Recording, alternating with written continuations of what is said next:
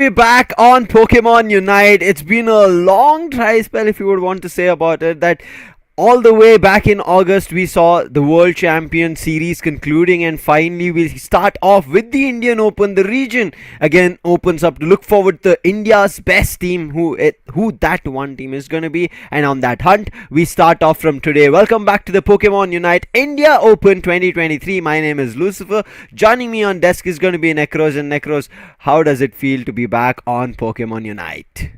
I mean, I'm still in a kind of delusion. I would say a few months back it was World Champion Series. We saw the best of the best teams compete, and again we are back to that round zero, I would say, the grassroots level where it all started for the Indian teams. Last year also we witnessed it in the same way, where we saw SCTUL, FS, God's Reign, so many orgs coming in to play.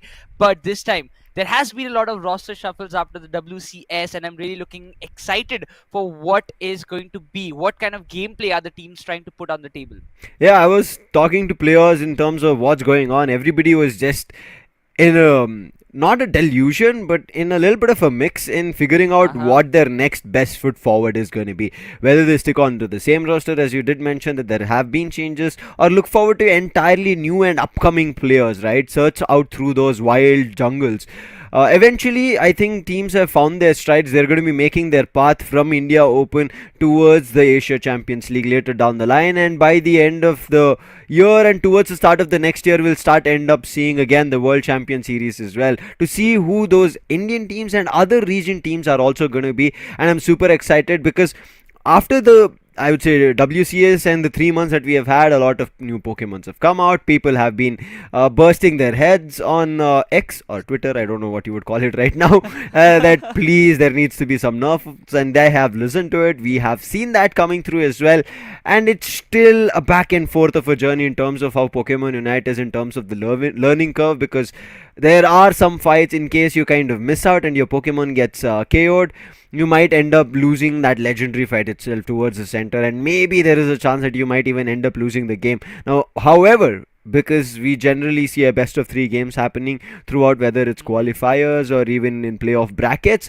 teams do have that safety net, Necros. But again, this is going to be a start of a new journey, meaning they're playing as new teams, not the same old teams. Now, fighting it out as new teams means that their synergy might not be the highest or the best, or they might have ripples within the teams. How they manage to control it and how they put their best foot forward today and put up a best game is what we'll be looking forward to. But I think before that, our viewers also looking forward to who are those teams who are going to be fighting it out here on the live stream today.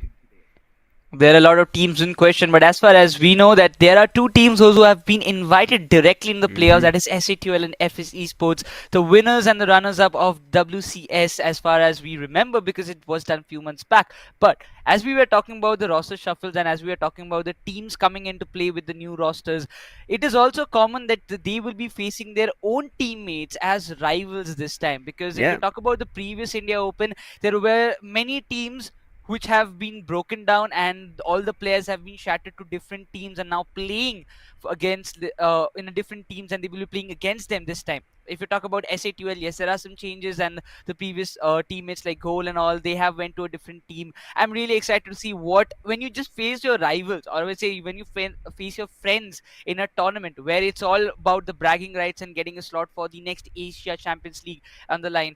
I really want to see that what Goal has as a counter strategy. I think there'll be a lot of new players to also look out to, Necros, not just the specific ones that you just mentioned. Yes, they are the ones who we saw in the previous India Open, but after that, again, after India Open, we saw a roster shuffle even for WCS coming through. So Mm-hmm. expecting this line to kind of be there till the WCS again can be the mix and match of things, because at the end of the day, I'm pretty sure as a player from India, right, and even the team and the org that they're representing, they would want to put the best foot forward and show themselves as the best team from India and take Mm-hmm. others down on the international bracket. I mean, sorry, stages. Right as of now, brackets is what I spoke about, and आज is के दिन that's what we are आप going to be जरूर jumping देखेंगे winner into bracket to round know number the 1 teams जहां that पे are going to be playing it Griffin off. And And SEZ we खेलते हुए see नजर the आए 10 teams with us, and Necros already mentioned about the invited team, so let me talk about the others. And Is SG going to be starting it off in the winner bracket. Round one is going to be Team Griffin versus SZ. Then coming into the second game is going to be Clown5 versus Learn From Past. I hope they've learned a lot. Coming into round number 2, where SCT will already have an advantage. They're waiting for their team, but Team True Gravity and Revenant, that is going to be the 2.2 match coming through. 2.3 has FS Esports, and then we see the last but not the least, which is going to be Forge Your Legacy against NDY. A lot of teams in question, but they also have to remember they're in a good situation. I would say they are in the upper brackets, which means if they even lose one match, they will still have their second chance alive in the lower brackets. But if you are a team who wants to be in the grand final in a very smooth manner, you won't be liking to go down to the lower brackets, right? Because you have to face again a big long journey. You have to beat many other teams, and it will be a complete single elimination format. You lose, you're out of the tournament. So that's how you have to frame yourself up, and the team who will win all the matches will directly head on to the grand finals of Pokemon Unite India Open 2023 from the upper brackets. Which that team is going to be is something that we have to wait and watch for. As of now, I'm just looking at the players and what we can expect coming through. Right as now, you spoke about Ghoul. He's going to be playing with Team Griffin. You mentioned about that change coming through. Let's see what happens. Form your legacy coming through from Volk. Now, this is again, if I'm pretty, I hope our audience remember this. That Volk also was a part of Team Griffin, and Team Griffin also had ex-players of Marcos, which were one of the teams which were in the fourth position in India Open in 2022. Right as now, it seems like there's been big changes coming through, and I'm looking forward to how it works out as of now. Let's jump into the versus, the first game on our hands, and eventually we'll slowly and even break down the game itself in its entirety. Coming in, we spoke about it. There's going to be Team Griffin versus Team SC, and you can see here Nova, who was playing Extend Revenant. Mikey, I think he was playing in Griffin, but also had another one, Snowy Esitual, and right now he was in Marcos and now playing on Griffin. Ghoul, as you already mentioned, and along with them is going to be Illusion as well, who was playing with Griffin itself. Now coming into Team SC, Necros, it's Animator, Glitch, Vishu, Genesis, and Kirmada. A new team coming into the question. I'm not underestimating them, but it will be a tough battle for the New Dogs, because when you talk about an experienced team, when you are facing them in the very first round, that too it's Team Griffin, who's also in a very good form. Experienced players, good kind of strats that they have, and up against a new team, which I am really not sure how are they going to put up, because for even us, SZ, all the faces are new, and probably if they have something special of which Team Griffin might not expect, that can be a very dangerous factor for Team Griffin as well. They have to be very, very much cautious with each and every move or each and every strategy that they're putting inside the game, because we have seen Lucifer before as well, that in even the final 2 minutes in the legendary pit fight, things have turned drastically for any one side of the team. Right as now, I do remember a time, this was during the WCS India region qualifiers, where we saw FS Esports. It had Tensai, and they were looking forward to a lineup which is going to be doing a lot of damage. And eventually they did. They caught all the other teams off guard, and none of them expected FS Esports to put up a show and even qualify. We even thought that maybe they will stand a chance to take that first spot away from SATUL. SATUL, they were the ones who were pushed to the lower bracket in the WCS qualifier journey. So I again would not question the likes of Team SZ. Some players that we are seeing might be the new faces right as now in the Pokemon Unite circuit, but I'm pretty sure in the practice, right, in the Thea Sky Ruins, they have been dismantling teams, and that is the reason they've put up this roster and they've made their way here for Pokemon Unite India Open 2023. Looking forward to making a statement against all the other big teams, and I hope to see these new buds, just like how FS Esports were the big find of last year and maybe cause some trouble this year as well. Yes, every time new teams pop up, every time they come up with some new surprises, as we were mentioning. And this time again, there are a lot of teams, not just SZ. I would just talk about Learn from Past is also there, NDY. Clown5 has been, even there are a lot of teams, except if you talk about Revenant or FS or SETUL.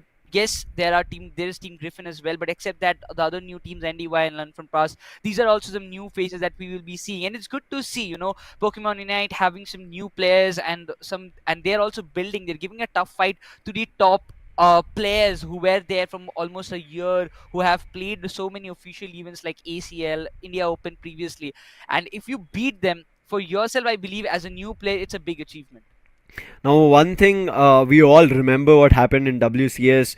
Luminosity as well as SATUL were put in the same bracket, and even SATUL were able to take one of those games in the series away from Luminosity. And at that time, Luminosity was struck with fear whether they will be losing their chances of qualifying from the start itself.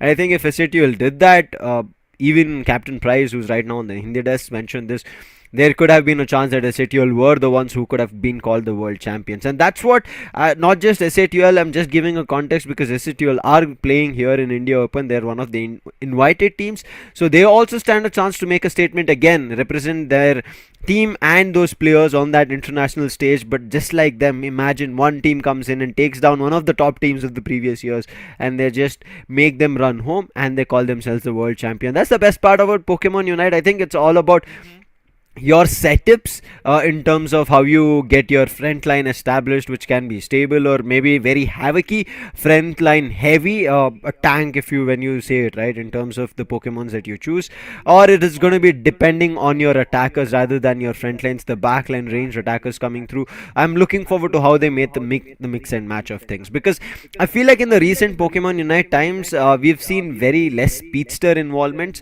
Mm-hmm. more into ranged attackers and defenders, even all rounders.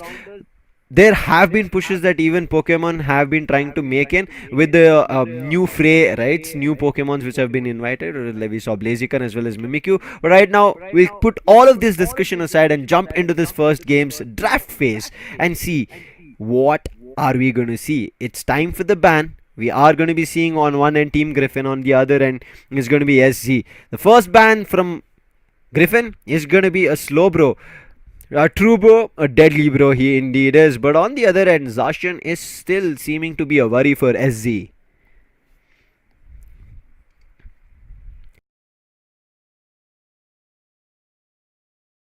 Their side, it's Umbreon.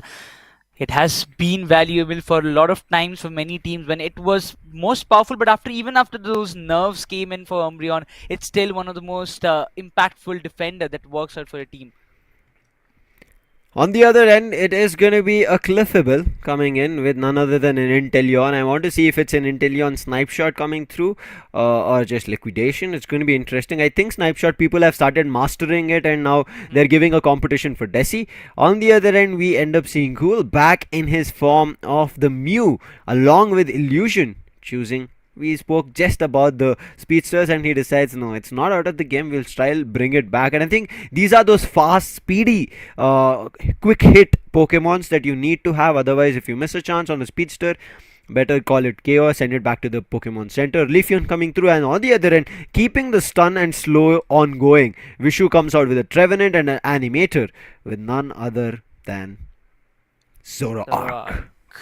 Oh man, that's one of my favorite Pokemons. If you are there to invade the backlines, he's the best one who can do the job very precisely. But on the other hand, that what I was expecting after a very long period of time, we are seeing Glaceon in the meta. People are picking it and they're finding a lot of values. Even when you have got Eldegoss as well alongside him as your supporter, it can be it can actually put up a little competition against Clefable, but Clefable has always taken a upper hand in terms of supporting or healing their own teammates. But the defender composition coming up from the side of SC Genesis, is he going with the Blastoise? Yes, he is. Yeah, I was a little bit confused between Lapras and Blastoise and finally makes the decision of a Blastoise. Lapras, again, I feel like if you're playing Bubble Beam, maybe finds value, you can annoy them, but people have also been switching to Ice Beam. But as of now, if you take Water Spout and Rapid Spin, I think it still does the job. We'll look forward to it. A special attack specs also coming on the Blastoise along with the Cliffable. Whereas I think other Pokemons, it is going to be an attack weight on Genesis, on the Zoroark, same goes for Ghoul, on that speedster of a Leafeon. But I think there's no more of a stack item coming through from other Pokemons. Let's see how this is going to be. Illusion will be taking up the Mew and Ghoul he will be jumping into on the Speedster. Snowy will stick on to the Snowy. I remember we used to see him most of the times on a ranged attacker, either a Desi coming through. If that is not the case, we see him on an all-rounder. But a surprise, this is what we are seeing. We spoke about this recent times, all-rounders are not being seen, and you can see no all-rounder in both of the drafts. Let's see how this functions. Looking forward to see who has the best secure, because if we talk about Mew, he has got a solar beam buff recently in the light screen as well. Inteleon with the snipe shot, if he's playing on that, because most of the time we are seeing we have seen players playing with the liquidation before, but now yes, as you mentioned, Lucifer, that we might be seeing the snipe shot because people have mastered it. So if that happens, Mew solar beam versus Inteleon snipe shot, which can be much more deadlier? Not sure about it. Which you would call deadly? Again, in ranged attackers, it depends on whether you connect it with your target or not. Mm-hmm. Right now, the game just about to start. We'll quick kick things off and see whose side kind of proves fatal. Maybe taking down Pokemons to the Pokemon Center itself, and Nurse Joy eventually tries to heal them up. But again, letting our viewers know this is going to be a best of three battle coming through. You already mentioned that there is also a safety net. Now, these 8 teams we see here in the India Open 2023 are the qualified teams from the lot of the registrations and the group stages that we had earlier. So, right as now, we are kicking things off right from the playoff brackets. We are not going to see what happened previously, but these are the top 8 teams, along with them the two invited teams, and that's why we said 10 in the lot coming through. Griffin and SZ start things off. I'm not too sure what to expect because this is day one, but as you mentioned, right, on one end we have experienced line coming through, especially who have played in these tournaments. Now, SC, maybe not all of them have played throughout tournaments, have not put themselves on these big stages. They might be newer players, or they might be a mix and match of both experience and new coming through. So it's going to be interesting whether these new boys put up an unorthodox play against Team Griffin and cause some trouble, because Team Griffin also has had a lot of changes. Earlier we used to also see Volk and bringing in a little bit of ex-Marcos players. Right now it's a mix of a couple, I think not even a couple, just one, that is Snowy, ex-Marcos, but you cannot call him that. Right now he's ex-SA2L that he is playing from. So it is a very interesting lineup coming in from Griffin as well. I even mentioned earlier, right, I think confused in terms of names, I mentioned they're Tensai instead of Pardesi. Pardesi made the lineup of FS Esports and built a very strong lineup. I'm looking forward to one such player who's like moved out of that playing 5 zone and created his own team. Let's jump into this game and discuss about the rest later down the line and see what's in store of this first battle. Things have already started and looks like Team Griffin have right now started things in their favor, but as of now we'll see how this progresses. It looks like SZ wants to make a comeback, but the level difference, especially on the Speedster level 6, whereas a level 7 Mew, that's the one causing trouble. Blastoise, you went for those stack, but eventually Glacian is proving his worth on the top lane very precisely, having a single way control and everybody stacking on the bottom, giving him a lot of room to level up and feed up. But that again, that experience factor for Team Griffin is working. From the start, they're taking the lead, but has to see what Team SZ has can make to come up with a good comeback for themselves, because they have already lost the control of the top, but eventually they're stacking in the bottom. It's time, because next we are going to be seeing the Reggie coming up on the bottom and the top, but people we know as of now will try to fight on the bottom. Zoroark, we mentioned already, low level, a big solar beam along with the Leafeon swooping in, takes the Cliffable, and then everybody is left vulnerable. Easy score coming towards the bottom path, and Nova coming in with a big 2 KO streak, pushing everybody off to the top path, and SCA have called that this fight on the bottom path is gone. We can do nothing about it, but Nova seems like he doesn't want to stop, trying to invade the mid path as of now, sees that the blue buff is not going to be there and decides to retreat and rejoin his teammates. In the meantime, SC quickly running up top path. Will they be able to grab the Regieleki on top, or is it going to be in time Team Griffin making their way? Seems like Team Griffin have made their way. There's going to be a big try coming through from Nova. Again doing a lot of damage. They're not letting them have the last hit, but comes in the big wood hammer. It misses. And it's going to be Team Griffin again walking away with the Regieleki. Both the Reggies secured in their name, and chaos across the board as well.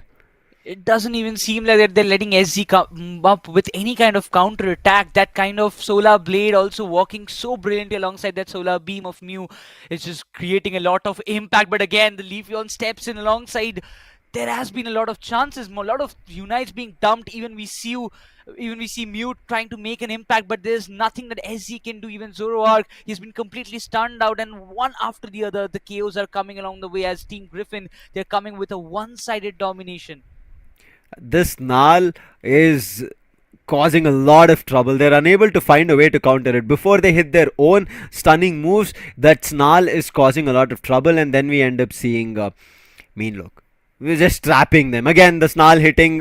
Look at that. Stun coming through. Trevenant decides just back off. In the meantime, Unite being used here to find a KO. Zoroark doesn't find anything. The Mean Look stops him. Zoroark still trying to battle this out along with the Trevenant and takes the Umbreon down with the Solar Blade. Does it find value? Does damage but no value. In the meantime, comes in none other than the Eldegoss along with Leafeon chiming in the heal as well. And they find the Chaos back and win that bottom path fight and push the players out, and Glitch unable to do anything, was already super low. Rapid Spin trying to survive, but again the Solar Blade, boink! And that's a big 3 KO streak coming through, and Team Griffin looking to run away on this first game of the series.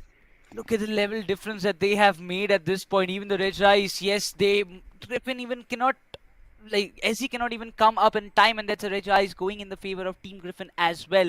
15 more seconds for Regeliki to come up, but you can see Mew has already invaded the jungle, not even letting anybody in or any of the Pokemon level up, and you can see the Solar Blade as well as the Mean Look coming into the play, even not allowing a single player to even move forward or fall back. That's how, but Zoroark managed to escape. He will be going for the score. But the bottom path, there is a lot of stack happening. Finally, Team SC, they're trying to find some value on the top lane. But it seems the frontline defenders are not being able to perform the way they are supposed to.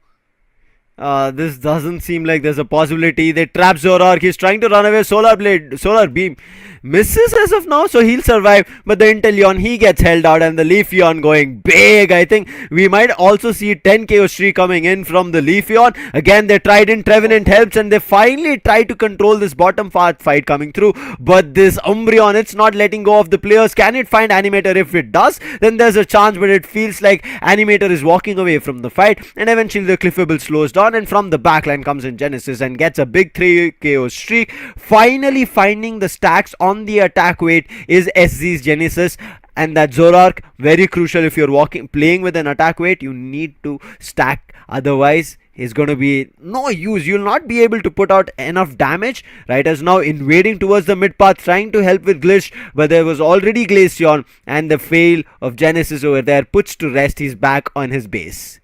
Inteleon coming with that liquidation, I really believe that it was there to put up a lot of damage, but it's still not working, because in the means when you need to secure, Inteleon could have done much more better. He's even struggling on level 10, while Glaceon is putting up a lot of value, again pushing Team SE into the backhands, not allowing them. 2 KOs have already been done, but they instead decides to melt down the Regeliki on the top and instantly push. Then that can be a good decision. Already all the 4 towers have been taken down. The only home base tower is left for Team SZ.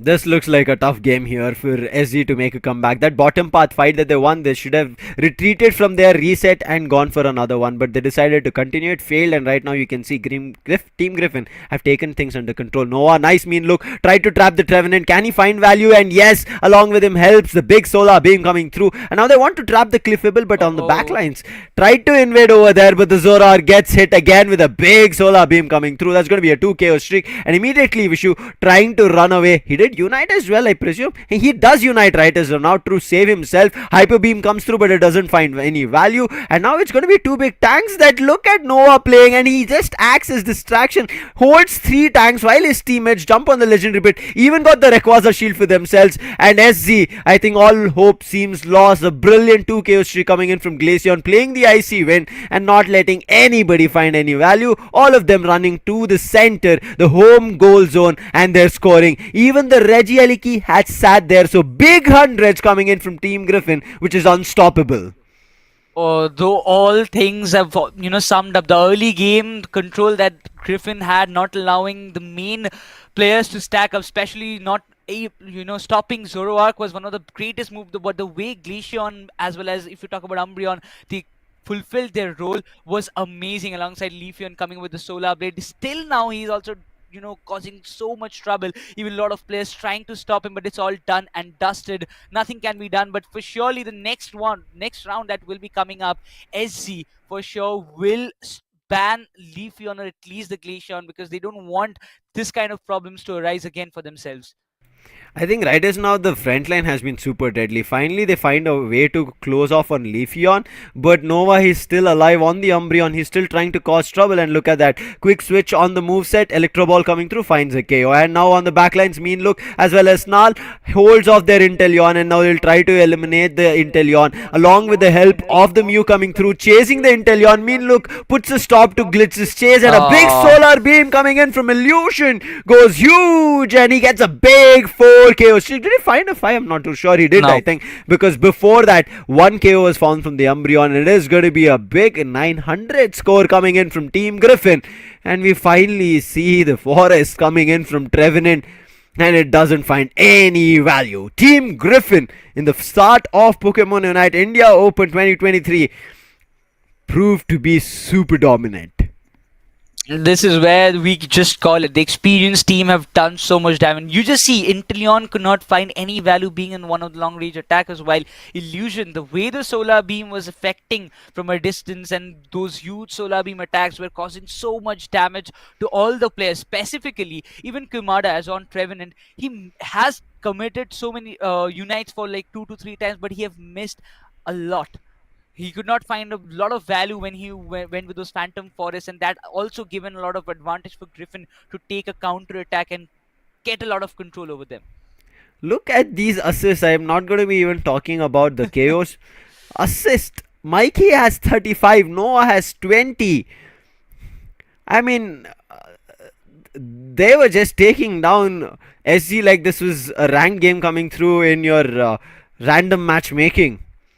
They just went ham, making it feel like this was not even a tough battle. And I think the Zacian ban itself, because we've seen Zacian right as a nerf, right? After the nerf that it was given, people had to worry a lot more about the Eos energy, and therefore Zacian's viability was a little bit questioned. I don't feel like Zacian cannot be used as an all-rounder, but even if used, it's going to cause a lot of trouble if a player plays it really well and is allowed to get Eos energy. But here, look at the damage coming through. Ghoul with 1 lakh, Illusion with 1 lakh 33, Snowy with 1 lakh 10.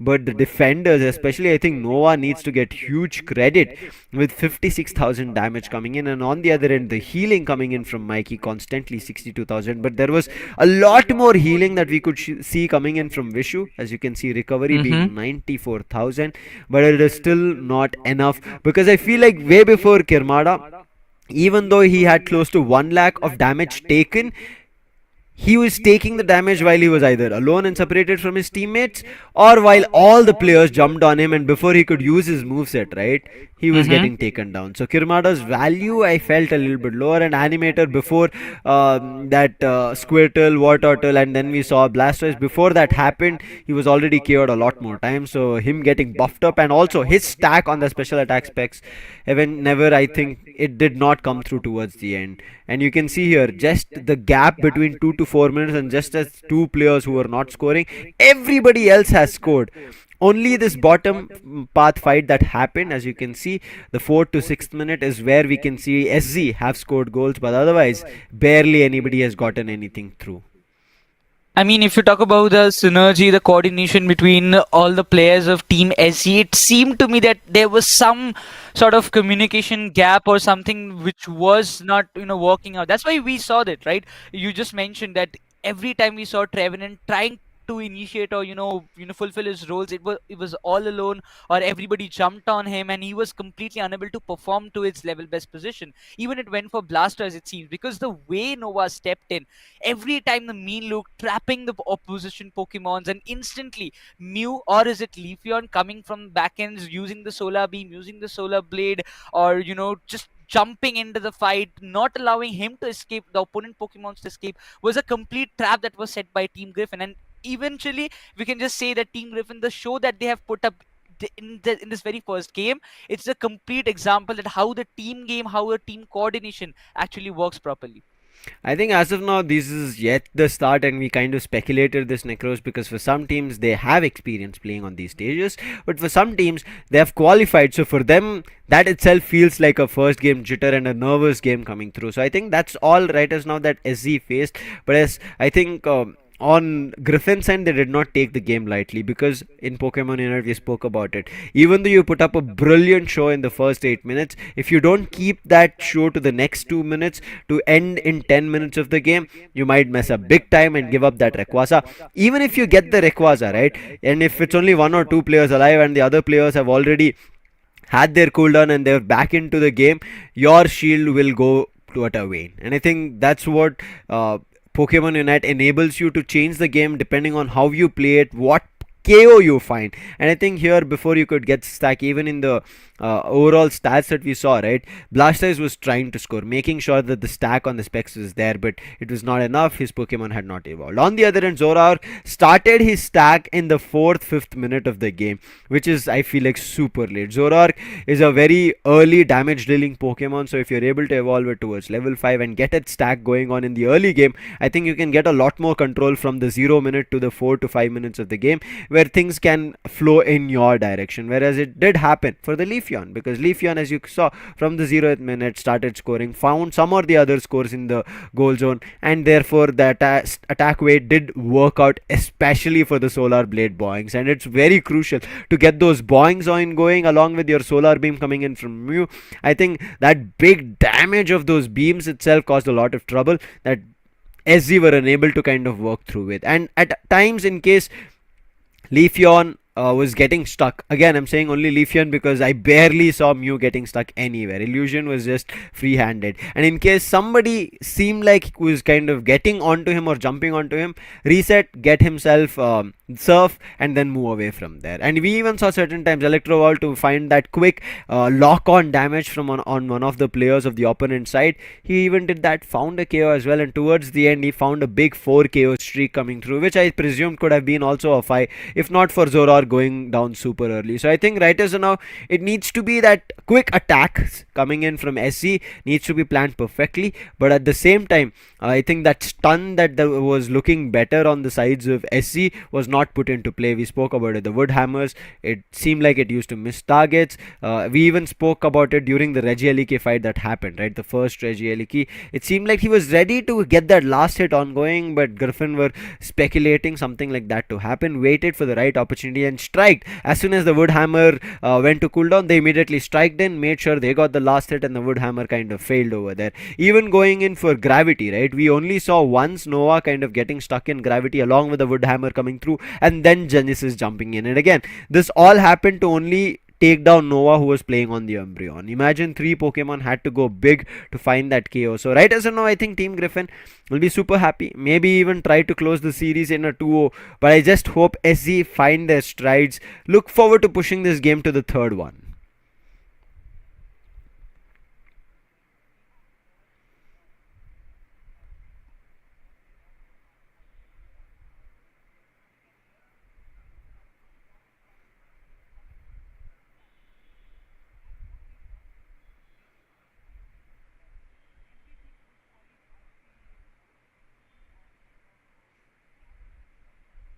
Mm-hmm.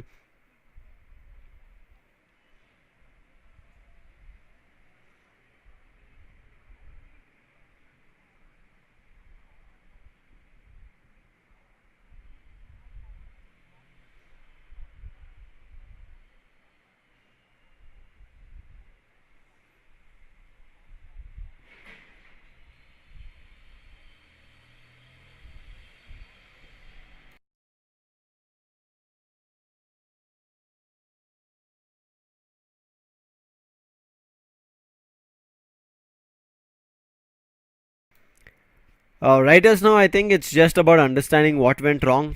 I don't think the play or the setup was kind of not working out on the side of SZ.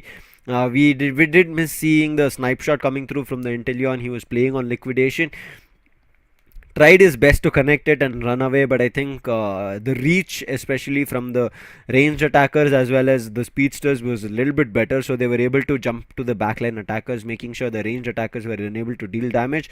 On top of it, Snowy, I think, played really well, putting down the freeze dry along with the icy wind caused a lot of trouble. In case they kind of looked on that end of the spectrum where they tried to get closer to Mew, then there is Glaceon attacking. If they got closer to Glaceon, then there is even Leafeon coming into the mix. So all of this happening is something that felt like SG couldn't concentrate on which of one of these 5 playing Pokemon they had to concentrate, find a KO to change the battle.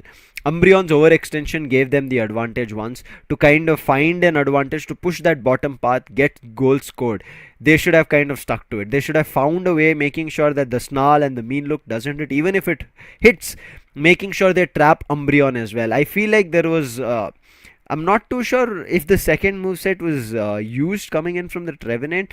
We did see the Woodhammer coming through, but I think he missed his Horn Leech, or maybe he went for a different moveset, because I think we've seen a lot of annoying Horn Leeches, right? It kind of gives you that zero cooldown moveset kind of ability if you use it right. You put Horn Leech, get one Woodhammer boing, then again go for another Horn Leech, another boing coming through.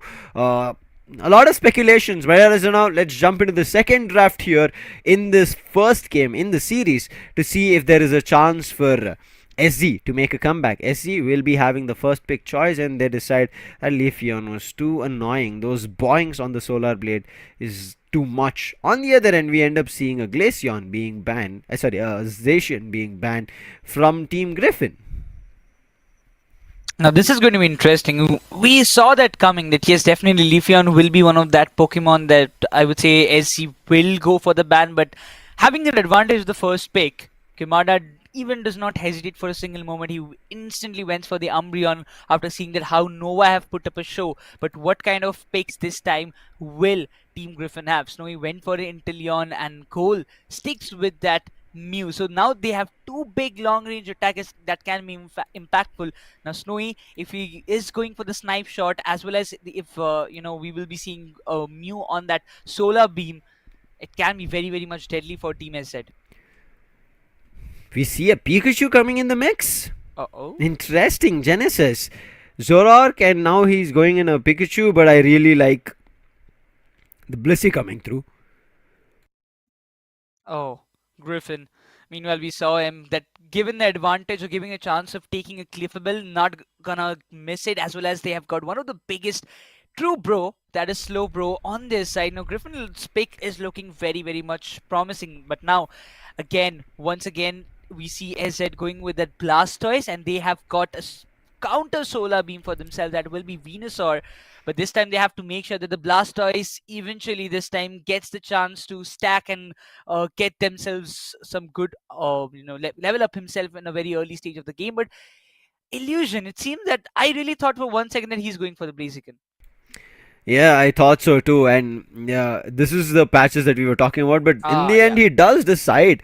And this is one of those Pokemons where you do not have to be worried about a Unite. It does have a 5-second cooldown, but it's just about the fighting form that Illusion changes on the Blaziken, depending on whether it's going to be all kicks or it's going to be punches being thrown. Final picks done. Preparation phase coming through. Animator picks up the Venusaur, and Vishu, he takes up... Okay, it's going to be Glitch who takes up the Blastoise. So I think he was not happy with how Inteleon went.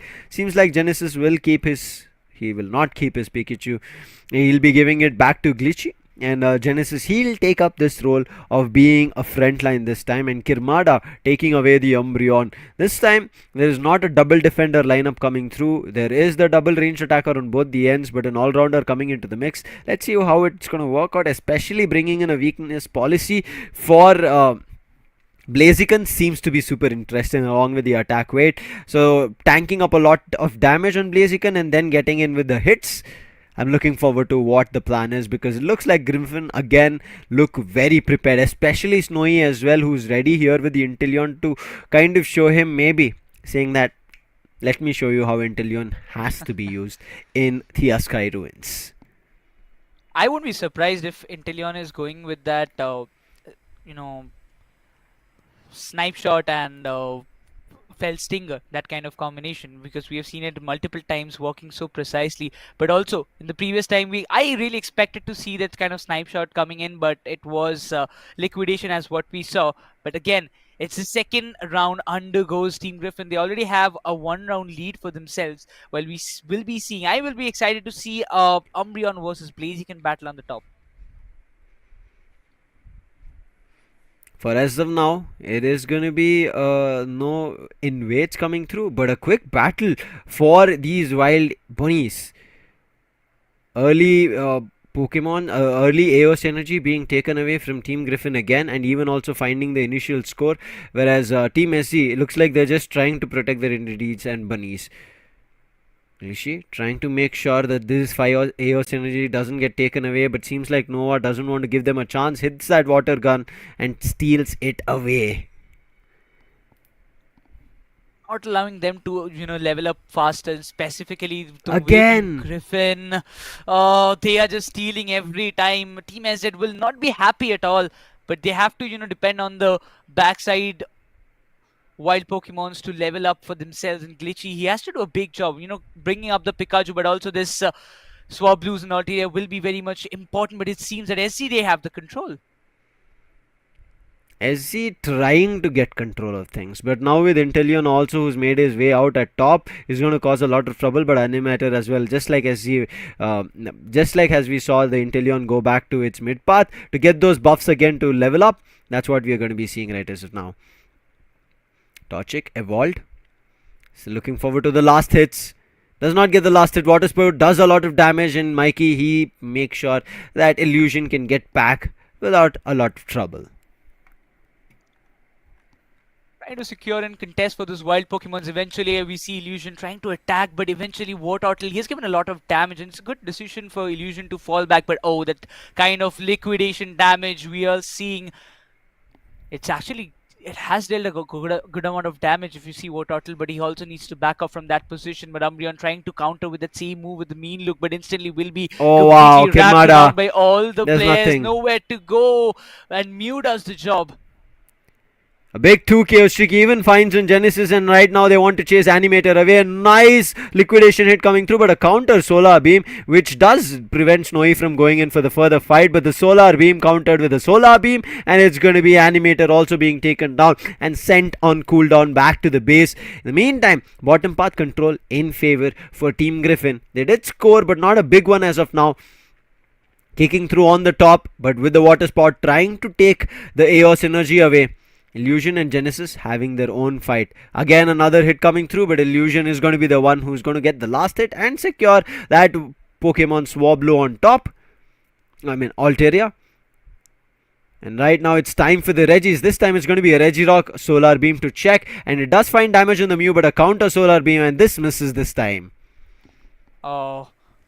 Umbreon trying to go up front and deal all the damage, trying to stop Team Griffin from, melting down the Regirock, but that Solar Beam gives a lot of damage, but Umbreon is dealing all by himself. The Mew does the damage, but now it's the Snarl coming into the play. The Unite being committed by Mew will have to go, and he's chasing down the Venusaur, trying to melt the back line, and this time it's working. Team Griffin, they're having the control. 2 KO streak coming up from the side of Mew. Instantly gets everything cleared, but Blissey's still in the play. Regirock, the last hit might just come in to play, but it does go. Blissey manages to steal the Regirock for the side of Team SZ, and Team Griffin won't be happy, but still will be coming with those scores. Well, look at them going in for those over dunks. Get that first goal zone destroyed with a total of 165, and now they're back on the mid path. Altaria and Swablu getting it control under the legendary team. In the meantime, Blaziken on top also has evolved. Unite's unlocked, meaning now it can switch easily between both fighting and kicking moves. Let's see how it works out. It's already causing a lot of trouble. Big Solar Beam does damage, but there is already the heal coming in from Cliffable. Nothing to be worried much.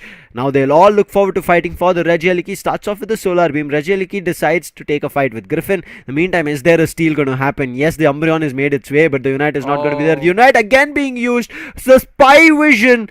Snowy already on level 11, and this game seems to be a little bit lost, but counts into the counter Unite on the Blastoise, and that seems to have found a way through, especially that they found a KO on that Mew, which was doing a lot of damage, along with the Inteleon going down. And this is what we spoke about, the bombs, as well as the time to find the front line as a stronghold works. And then comes in the Pikachu as well with the Unite, and now sweeps all the players on the top path, and SZ looks like they're back in action. But did they miss the overdunk? No, they did not.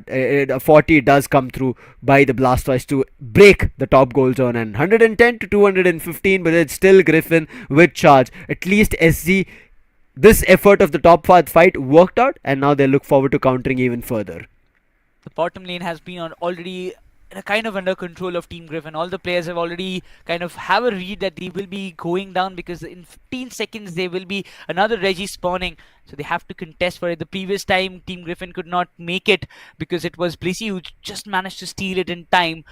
This time again, Blastoise on the top lane. Blaziken will be there to take care of him, because if Blastoise is going for a sneaky score, Blaziken has to be very aware. He cannot let him go away while the Regirock is being completely melted down. Umbreon, I guess he will be a little late, and this time Team Griffin will have the control for themselves. A lot of solar beams coming in from both the ways, but the liquidation, it is doing a lot of damage as Umbreon is here, but the Unite being committed by Inteleon, trying to find out the values, but Umbreon is giving a lot of tough time for Team Griffin.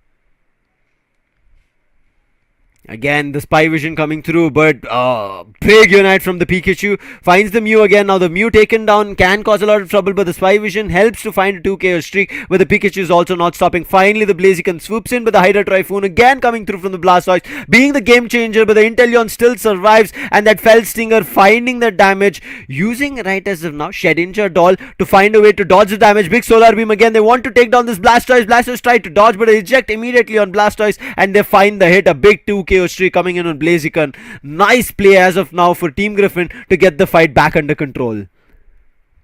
To come up with those same stack pushes, because the Regieleki is there, but nobody has a kind of control. They don't want to go overextend. They want to focus on leveling up and preparing for the legendary pet fight in the last 2 minutes. While it seems Team Griffin, after having a complete clearance, there is nobody into that contention on the top lane, and not even coming closer to Regieleki. They can just easily melt them down. 55 still seconds in their hand, but it seems Blaziken, he's in the mid lane. Mew is trying to invade the jungle, as it seems Blastoise not allowing him to level up at this moment, but he needs help. Mew needs help very badly, because there's all the 5 players in the mid lane waiting for the legendary pet, for the Rayquaza to spot in.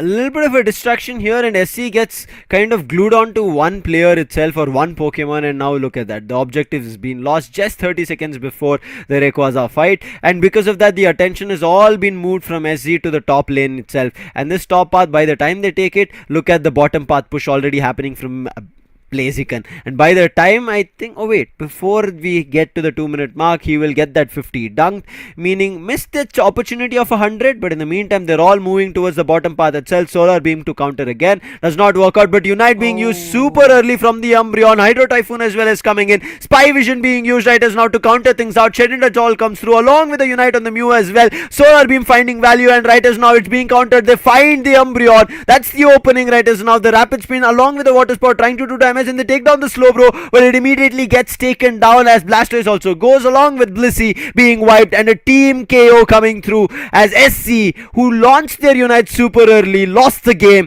and it's going to be Team Griffin who are going to be winning it out without any trouble and closing the series in their favor. Oh, that is a complete mess up that happened. I would say they did not expect this kind of things to happen in this way, but Inteleon as well as the right time Unite usage for Griffin helped so much for them to gain the control, and eventually stopping the Umbreon, getting him down at the very first stage was probably one of the biggest opening that they could have called out for. But again, that Solar Beam contest happened between Venusaur and Mew. We can see the complete winner. Mew has found a lot of value in the comparison to what actually Venusaur did.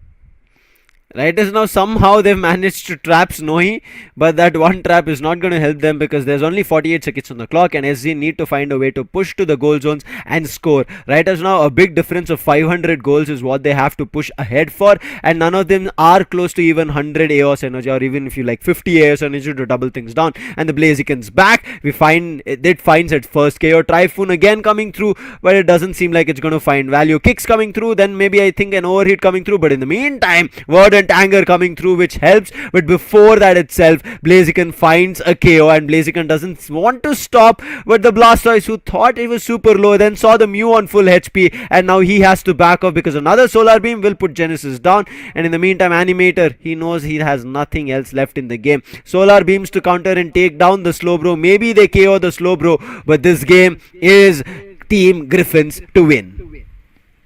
What a game it turned out to be for the experienced lads. But clearly, even after that one stack push happened on the top lane of SG, I really thought that they can pull off something. But just looking to the numbers once again, Nova with total of 16 assists for himself. He did a fantabulous job for his team, and instantly, once again, if not Umbreon, the Slowbro can also do the job for his side. One thing I right now like kind of enjoy how now Nova has changed things as well as Mikey, because Team Griffin earlier had Volk who used to take up these support roles coming through. Ghoul as well. I really enjoy seeing him on this. And Illusion, I think there was no questions when he was already playing the ranged attacker, was able to do a lot of damage. Does the same right as now. And Snowy always needed another player who you could kind of synergize with. And it seems like right as now Team Griffin have found a solid stack for themselves to keep pushing forward to victories. 625, 110 assist, as you can see. Nova tanking up all the damage coming through, making sure the players are always following him. Having the amnesia as well did cause a lot of trouble. On the other hand, I feel like Animator, his solar beam was damaging. It did do hefty damage, but as you can see, knockouts, not even a single one being found. It's all assists. I think that's where they had to do a little work as well. And then we see Genesis as well. He kind of acted as both an all-rounder as well as a defender, but it was not enough. Kirmada, I think this was a little bit of a weakest of links coming through. The Umbreon, it never felt like it was super active. Yes, Mean Look was being used. They tried to trap, but they were trapping the wrong Pokemons, I feel. It was all in all, I would say it was complete damage dealing performance from the side. We can see 91,000 on Snowy. He did a fabulous job with the liquidation. I really expected to see when I saw the Fell Stinger. I thought might be that he's going for the snipe shot, but no, it's not. But he just went that goal to take that damage with those solar beam as well, and he went with the liquidation and just showed how that Inteleon should be played. And more or less, it was a complete domination from the side of Team Griffin, and again from SZ. The chance or the hope is still not lost, because they will be moving down to the lower brackets and they still have a chance to make a comeback in this entire tournament. Yeah, safety net is finally going to be used. They have to, even if they wouldn't have thought about it, they've been forced to kind of deploy a Pokeball which gives them a second chance. On the other end, there is nothing that Team Griffin kind of held back on. As you can see, 4 to 6 minute mark is where Team SG found some value, and it was towards the top path fight. That's where they were able to score and even destroy the top goal zone with an overdunk coming through, but still not enough. On the other end, we saw overdunk which was of 165. Maybe if you even minus 20 or 30 is fine. Still close to 120 of an overdunk coming towards the bottom tier 1. Uh, was just start of great things happening, and after that it did not feel like Griffin were in control, Necros, especially because we just spoke about the fight, right, which happened in the 4 to 6 minute mark, which was the top path fight, where it was SC who got a chance to score a lot of goals. I think there Griffin held themselves a little bit back, decided to go to level up, and we saw Snowy towards the end of the game, he was already at level 14. I think that's where things started falling apart, especially because two early unites commitment, right? Moonlight Trance coming through on the other, and Hydro Typhoon, both defender unites coming out. Whereas to counter that immediately, you saw Snowy running away with a Fell Stinger and then activating his Spy Vision along with his teammates helping out. Did do a lot of crit hits coming through. I think that crit hit is something that caused a lot of trouble, and we saw a lot more liquidation which was missed in the first game of the series. And I think that's where Snowy kind of made use of Inteleon even a little bit better, even though the movesets were same. And once again, putting down the defenders, especially like Blasters and Umbreon, who can actually cause a lot of trouble in the very last final fight. That was one of the, as I mentioned, it was one of the biggest openings that Team Griffin could have asked for. But once again, Blissey, he was trying to heal his teammates. He was trying to provide as much as support it was possible for him. But when you commit those important unites, and that was, I would say, this just it's a kind of lack of experience, or it's a kind of pressure that Team SZ were at, because they thought that if they can find the early values in that Rayquaza fight, if at least 1 or 2 KOs for the side of Team Griffin, they will be managed. They can actually manage to melt down the Rayquaza and pull this round, or pull this second match in their favor. But actually it did not result in that way. Griffin saw that coming, and that's why we saw that, when Umbreon committed that unite, everybody of Team Griffin made a fallback. Yes, Inteleon, as you mentioned, he used the Fell Stinger to fall back and dodge it. The unite did not find any value. Same goes for the Blastoise as well. The Hydro Typhoon did not actually damage a lot of Pokemons, but that gave the loophole that Griffin wanted. The like instant that unite committing from Inteleon, then we saw the Mew coming in. Everything was completely as planned, and it was looking so perfect for Team Griffin. I think SZ's decision was kind of right because they saw Blaziken was already scoring. They decided, okay, if Blaziken is there, meaning their frontline writers are now can be weak. So they decided to jump in, indulge in a close range fight, and pushed best, especially they committed those unites.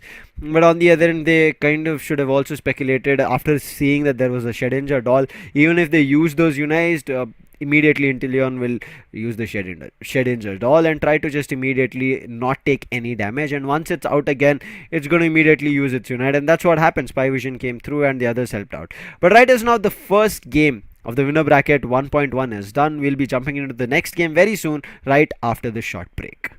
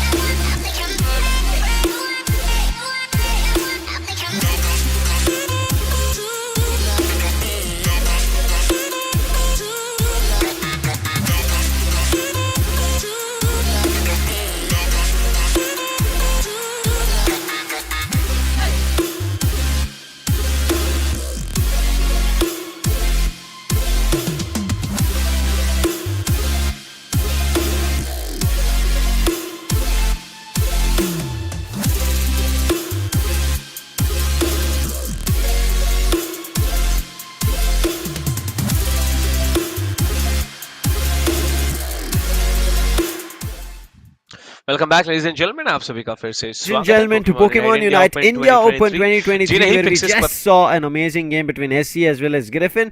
But joining me on desk right is now is going to be Raider, who is sitting on the back line. So, Raider, I want to ask you. Griffin said, Mm-hmm. irrespective whether it's the first game or it's a new team against us, we are going to give our all and take them down Yeah. as it's an usual game. How did it feel for Well, you just watching it? it was amazing to watch, to be honest. They have decided that they're going to play with the winners bracket in their favor. And that's exactly what they did. With the 2-0 in their favor in the BO3, it was an absolutely amazing match to watch, to be honest.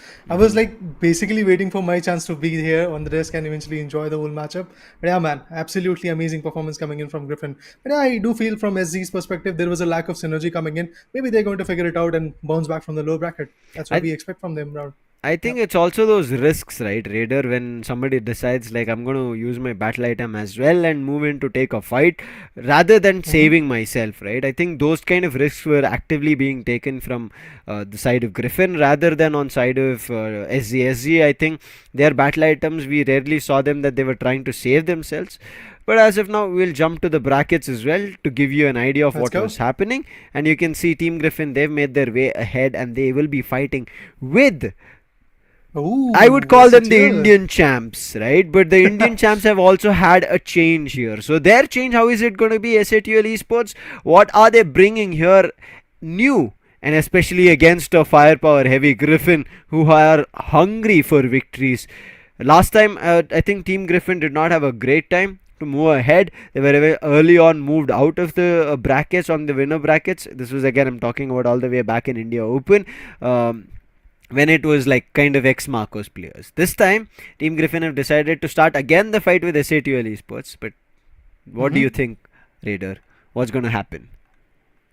The roster changes, the shuffles between that particular synergy is definitely going to impact a lot when it comes to performance. But other than that, I've already seen a beautiful matchup of Team Griffin, so I have to say Team Griffin is looking absolutely amazing. They're taking those risks, but they are being very fruitful at the same point. So I do believe the competition is going to be very, very amazing, and that will be an eye candy for us to watch.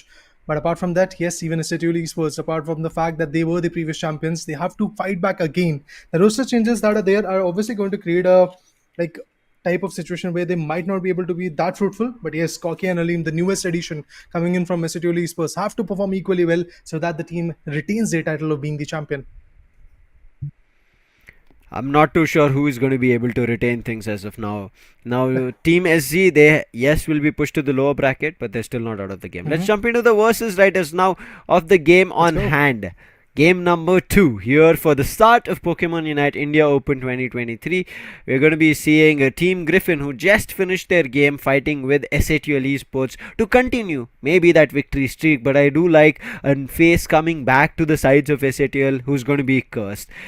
We saw this man doing a lot of damage, and especially I think players remember him for his monstrous Cinderace, right? A deadly player he indeed is when he picks that, and we see him lining up all Pokemons to being knockouts, fainting them, sending back to the Pokemon centers, and Nurse Joy, along with her Blissey, is in a lot of, I would say, work for that evening. And I'm pretty sure Cursed will be looking forward to making such move again. On the other end, we do Mhm. see Rex and Kyurem as well along with them, and Bacha as well. And we just saw brilliant Mew action coming in. So I will be looking forward to Bacha coming in on the Mew action again. But what do you think? I think we've not seen a big change except for Cursed coming back towards SATL's roster. But how do you think it fares? I feel once again that synergy power has to work out for Team Mesitoli Esports because Griffin, yes, they are able to establish their dominance in the first matchup, but then again, they are going to fight against players like All Might, players like Curse, who are known to create a lot of havoc in the game and eventually put their dominance in right over there in that 10 minutes in the particular Thea Sky Ruins. So I do believe, yes, it is going to be a very well hard fought battle coming in from both the Mm-hmm. individual teams, but at the end, who is going to take that winner bracket in their favor and who is going to move forward to the round number 3 is the bigger question, I believe. And yes, for that, the teams have to grind and eventually their performance has to be there in that particular 10-minute marker.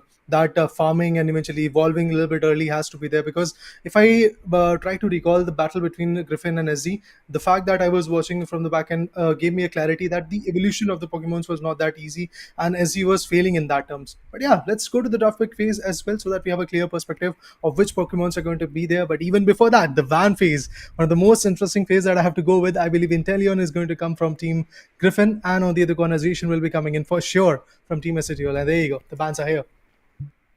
Let's see what the picks are going to be, but right as now, Raider, for sure, we are going to be seeing Battle of the ex-teammates happening here. Snowy and Ghoul on one hand.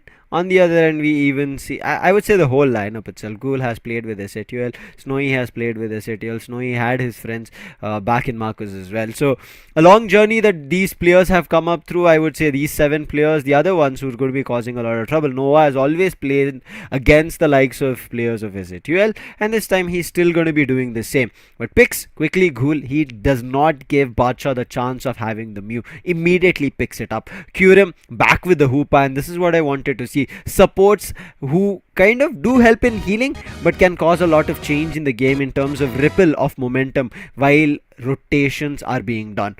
With that, we even see an Umbreon, but Illusion immediately after showing us a wonderful play on Blaziken, he picks it up again along with Nova. Ooh, along with that, we do have a Delphox also coming in. That's interesting. We really have to see how that play is going to unfold. Badsha, phenomenal player to be honest, but then again, have to see how that phenomenal performance has to be there right now. And if you talk about being a speedster or getting a speedster, I do believe that Leafeon can have an edge. And Griffin, if I'm not wrong, was very, very good with it in the first match of the BO3 that they were able to face off against the team of SZ. So I do believe once again that output can be there. A Zirak or a Zorora is what I'm waiting at from Kerr's perspective. Let's see what he's going to go for. An Absol. Interesting choices. Oh wow, okay. This is what I was like kind of discussing when we were on the break. Seems to be there's a lot of changes that we are seeing, and I'm kind of excited to see what's more, because we see this Absol coming through. Leafeon is still there in the game. We finally end up seeing that this is not completely ranged attacker heavy, and I think so far here Pokemon Unite has not been to stuck to those individual Pokemons who can cause a lot of trouble. Makes things a lot more interesting. Preparation phase right now going on. Nova already showed us his frontline skills, and All Might, we know him as one of the best top path players here in Pokemon Unite. I think till date there is not a single player or a team individually who has been kind of able to put down Might on the top path, but as a team, if they all push together, things can be different. But All Might always creates those opportunities, this time starting off on a defender rather than an attacker or an all-rounder. Let's see how things flow. But Absol playing on Cursed, I'm looking forward to that. Man, already we spoke about it. Ranged attacker does a lot of damage, and right now playing with an Absol but coming in with the potion as a battle item, this is not something that I would have thought of, but let's see how it functions. Yeah, I'd have to check out how that battle item and healer items are going to also function, because I did saw even a curse bangle also coming in. Those are the newer health items, but they are being delivered right now. But if I talk about the top lane from a City Esports perspective, yes, we have All Might, as you speculated, Lucifer, that this individual is going to go for the top lane and he's going to be a beast, and that's for sure what he is looking at right now. Through the bushes, he's going to put some damages onto those other two individual Pokemons that are trying to come, a Mew, and along with that, I do believe Blastoise is also over there.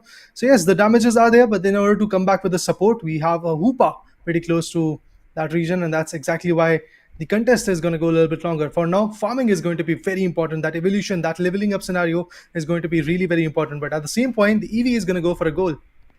I think right as now, in terms of strategy, Griffin have put their Blaziken to evolve earlier, whereas SATL have put their Speedster. I feel like if SATL do not find that Speedster Absol activated, it's going to be a tough battle coming ahead. They've got the early scores right as of now. Cursed, he has both the buffs. Right now, I'm waiting for 8 minute 50. And then we are going to be seeing the Altaria and Swablu fight happening. It does start. Looks like Blaziken wanted to take it all away, but ends up going down. The portal was not enough to find the heal. Nice hold coming through, and they find the initial KO. My bad, wait. It was the War Turtle, but it was Blaziken who did the damage. Or Cumbuskin for now. Indeed, and with that damage coming in, yes, SCT will have to fall back a bit. But right now, as we do see, once again, a contestment is going on in the mid lane, and maybe there is a big possibility of Hoopa getting KO'd. And look at that, he's going to fall back to the base and once again come back, and there you go.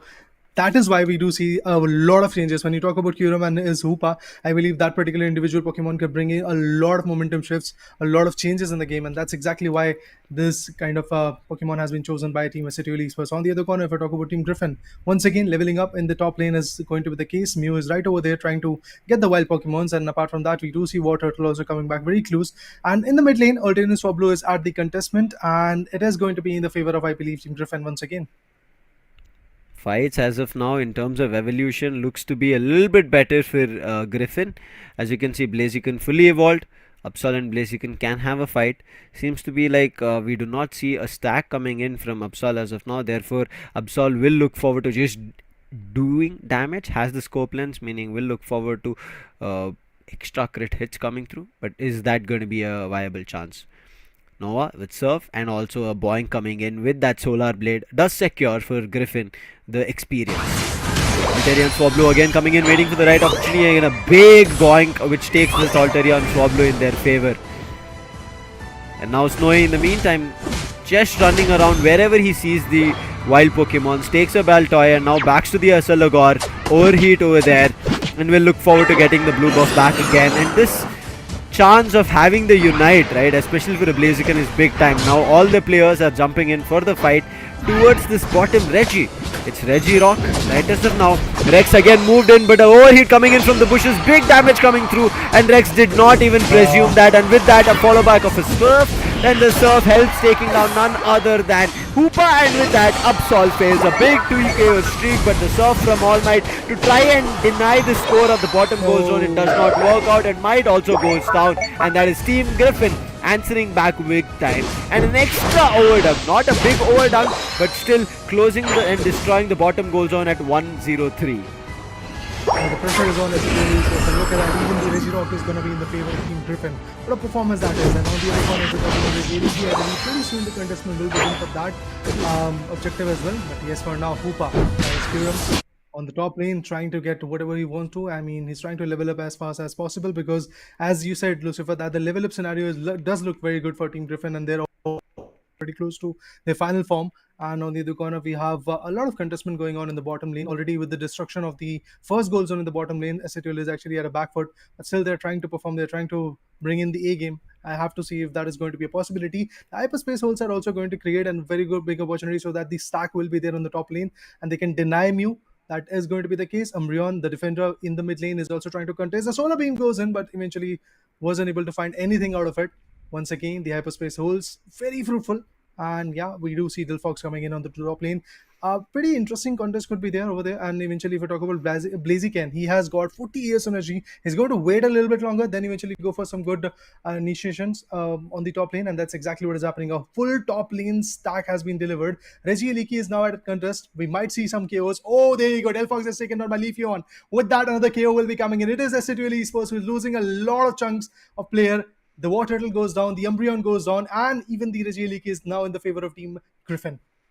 And look at them, Regieleki, they secure it, but before it moves to the tier 1, they break it, and now it's pushing towards tier 2, meaning they have 6 players that they'll be trying to push, and if they win this fight as well, it's going to do a lot of damage, and it does. Look at the Blaziken as well, going in big, coming in with Solar Blade Boings, and then the Solar Beam as well. They're all fighting. It's still Bacha trying to keep them at bay with the Fire Spin, but they managed to push that Regieleki, make the goal zone vulnerable, and score along with a 2 KO streak coming in from Snowy. Maybe Snowy looking for a third, but that mean look puts a stop to it.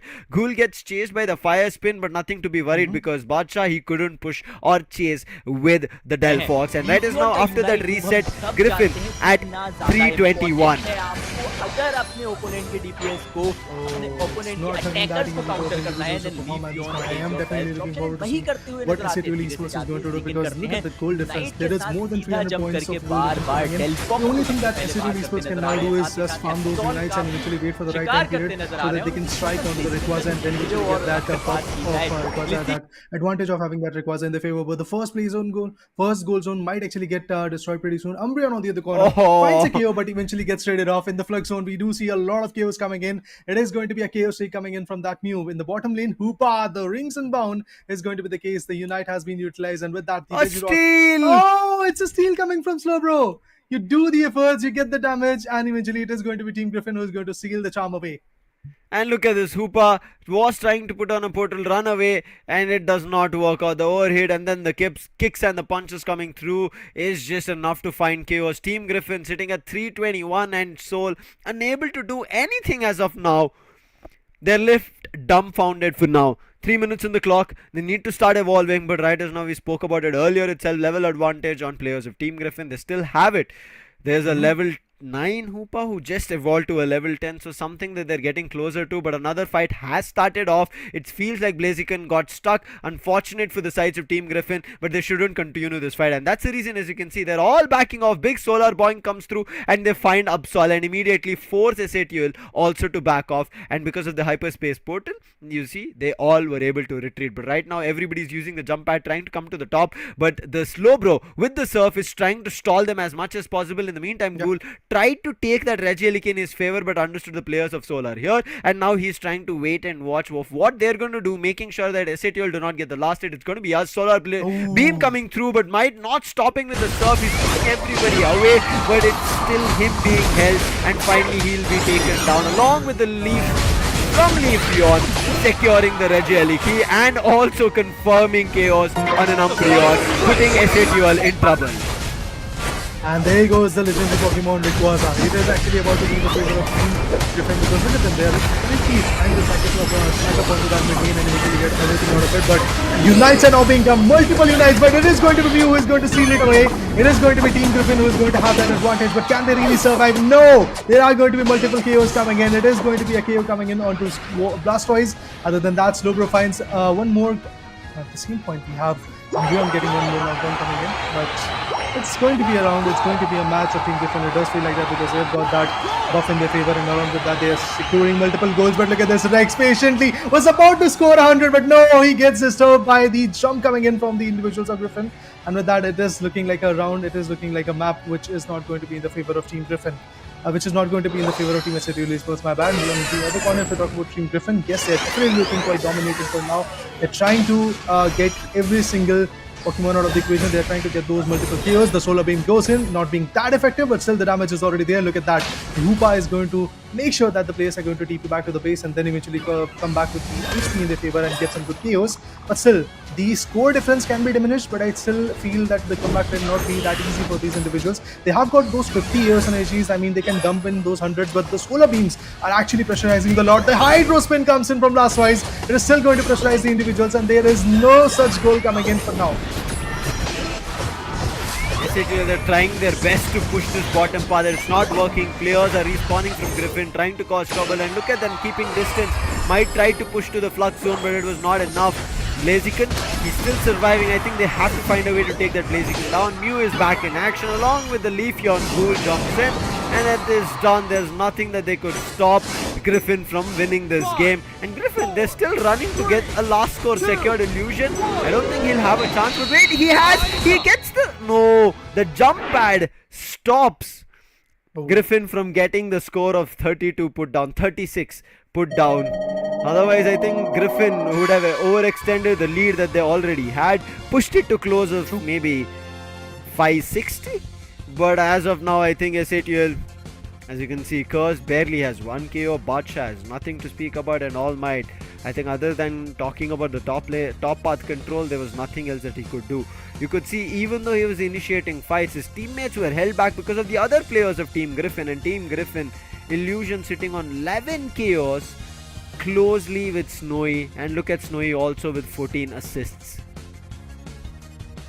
I mean, the assist definitely looks good. I mean, Mikey on the other corner has got 15 as well. The scorecard definitely shows us that from the start it was Team Griffin which was trying to get everything out of the equation. There are not a lot of KOs coming in. Look at that, All Might. was unable to find even a single one. Was able to give 3 assists, but that's all he was able to bring in. And another attacker from that particular team also failed to show that kind of aggression. It was Badshah, who was able to secure 70 good goals, but eventually, if we talk about the KOs, it is not at all there. When we talk about the support coming in, I do believe at that point Kuram was quite fruitful. He was able to completely change the momentum for a lot of time. Like eventually, you talk about those hyperspace holes which were able to give the advantage of those individuals who travel back to the top lane, and eventually they were trying to fight back. They were trying to contest the Reggie Eliki. They're trying to get the control of that top lane, but somehow Team SHL was unable to get the zest out of it. I want to ask you, Lucifer, what do you think about Delphox being chosen right over here? It was a good decision, but you could see Badshah was unable to connect anything right after his fire spin. He was putting down a fire spin, but after that we couldn't see the fire blast finding the hit. I think it was something that kind of didn't work in tandem. And even Cursed, even if Badshah was using anything before Cursed could kind of jump in, I think Cursed was either being hit with a stun or Snowy coming in from the backlines or the solar beam doing the damage. Even Cursed the couldn't find value. Pursuit did not work out. Sucker Punch did not work out. Unfortunate. Kurim tried his best, but I feel like before even rotation, we didn't even see fights that Griffin were letting SATUL take. They were immediately shutting them down. So the forces from SATUL were not being allowed to put into action, and therefore it did not work out as of now.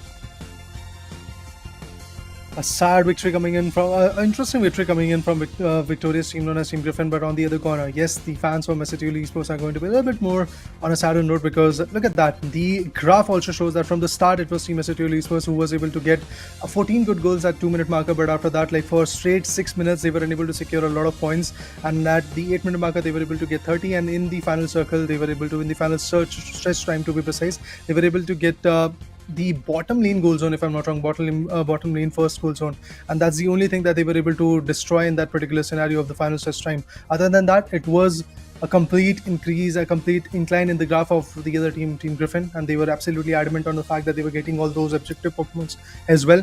For example, the Regis were in their favor, the Regirogs and the Reggie Eliki. 2 times they were able to steal it away. Initially, if I'm not wrong, the Regirog was about to be in the favor of Team SHL, but somehow Slowbro came back and eventually was able to completely steal it away. So that is the kind of play Team Griffin was able to come back with. A lot of opportunities were being created by Team Griffin, and they were able to nail it out in their favor, and that's the best thing that Team Griffin did. But now they have to be consistent on this approach, because remember, it's a BO3 scenario. SHL has got the room to maybe win back again. It could be a situation where they can again get the second match and the third match in their favor. And I'm looking forward to see what Griffin has to do in order to be the consistent one. But yes, there were some small mistakes made by Team SHL Esports. That synergy part, actually, I feel kind of didn't work out, and they were not at the right place at the right time. And the top lane path, as you talked about, that All Might is absolutely phenomenal on that particular notch. So it is why the preparation was done by Team Griffin, and they were able to establish their own 2 Pokemons, which were being the heavy hitters, and also the support was quite accurate on that lane. That's exactly why they were able to get those outputs, and All Might was getting KO'd every now and then.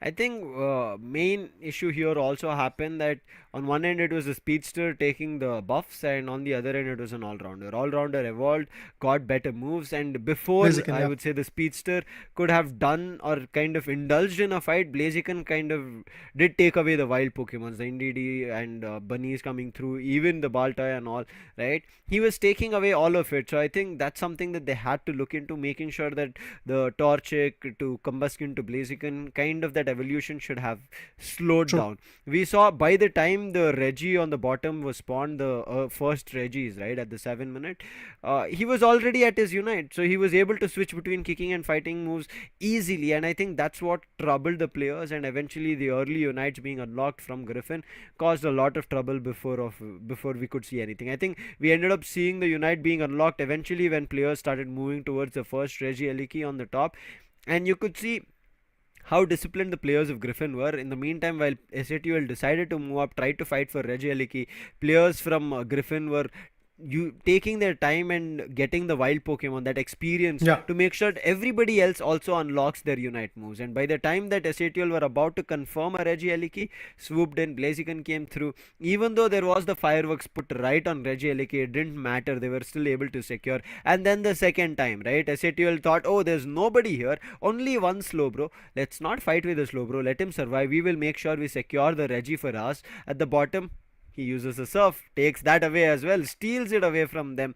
And I think that's where Esetiol kind of started losing their confidence of finding secures, having an advantage over an Unite, and I think it did not do value. I think on top of it, maybe even I'm not too sure if I missed, or like Cursed kind of was in such a how would you say, in such a trouble and pressure, where kind of he never was able to put down his usage of Absol to the best. True. And also use the Unite. I think that's something that I missed. I did not see pursuits happening, or even Sucker Punch kind of finding its target.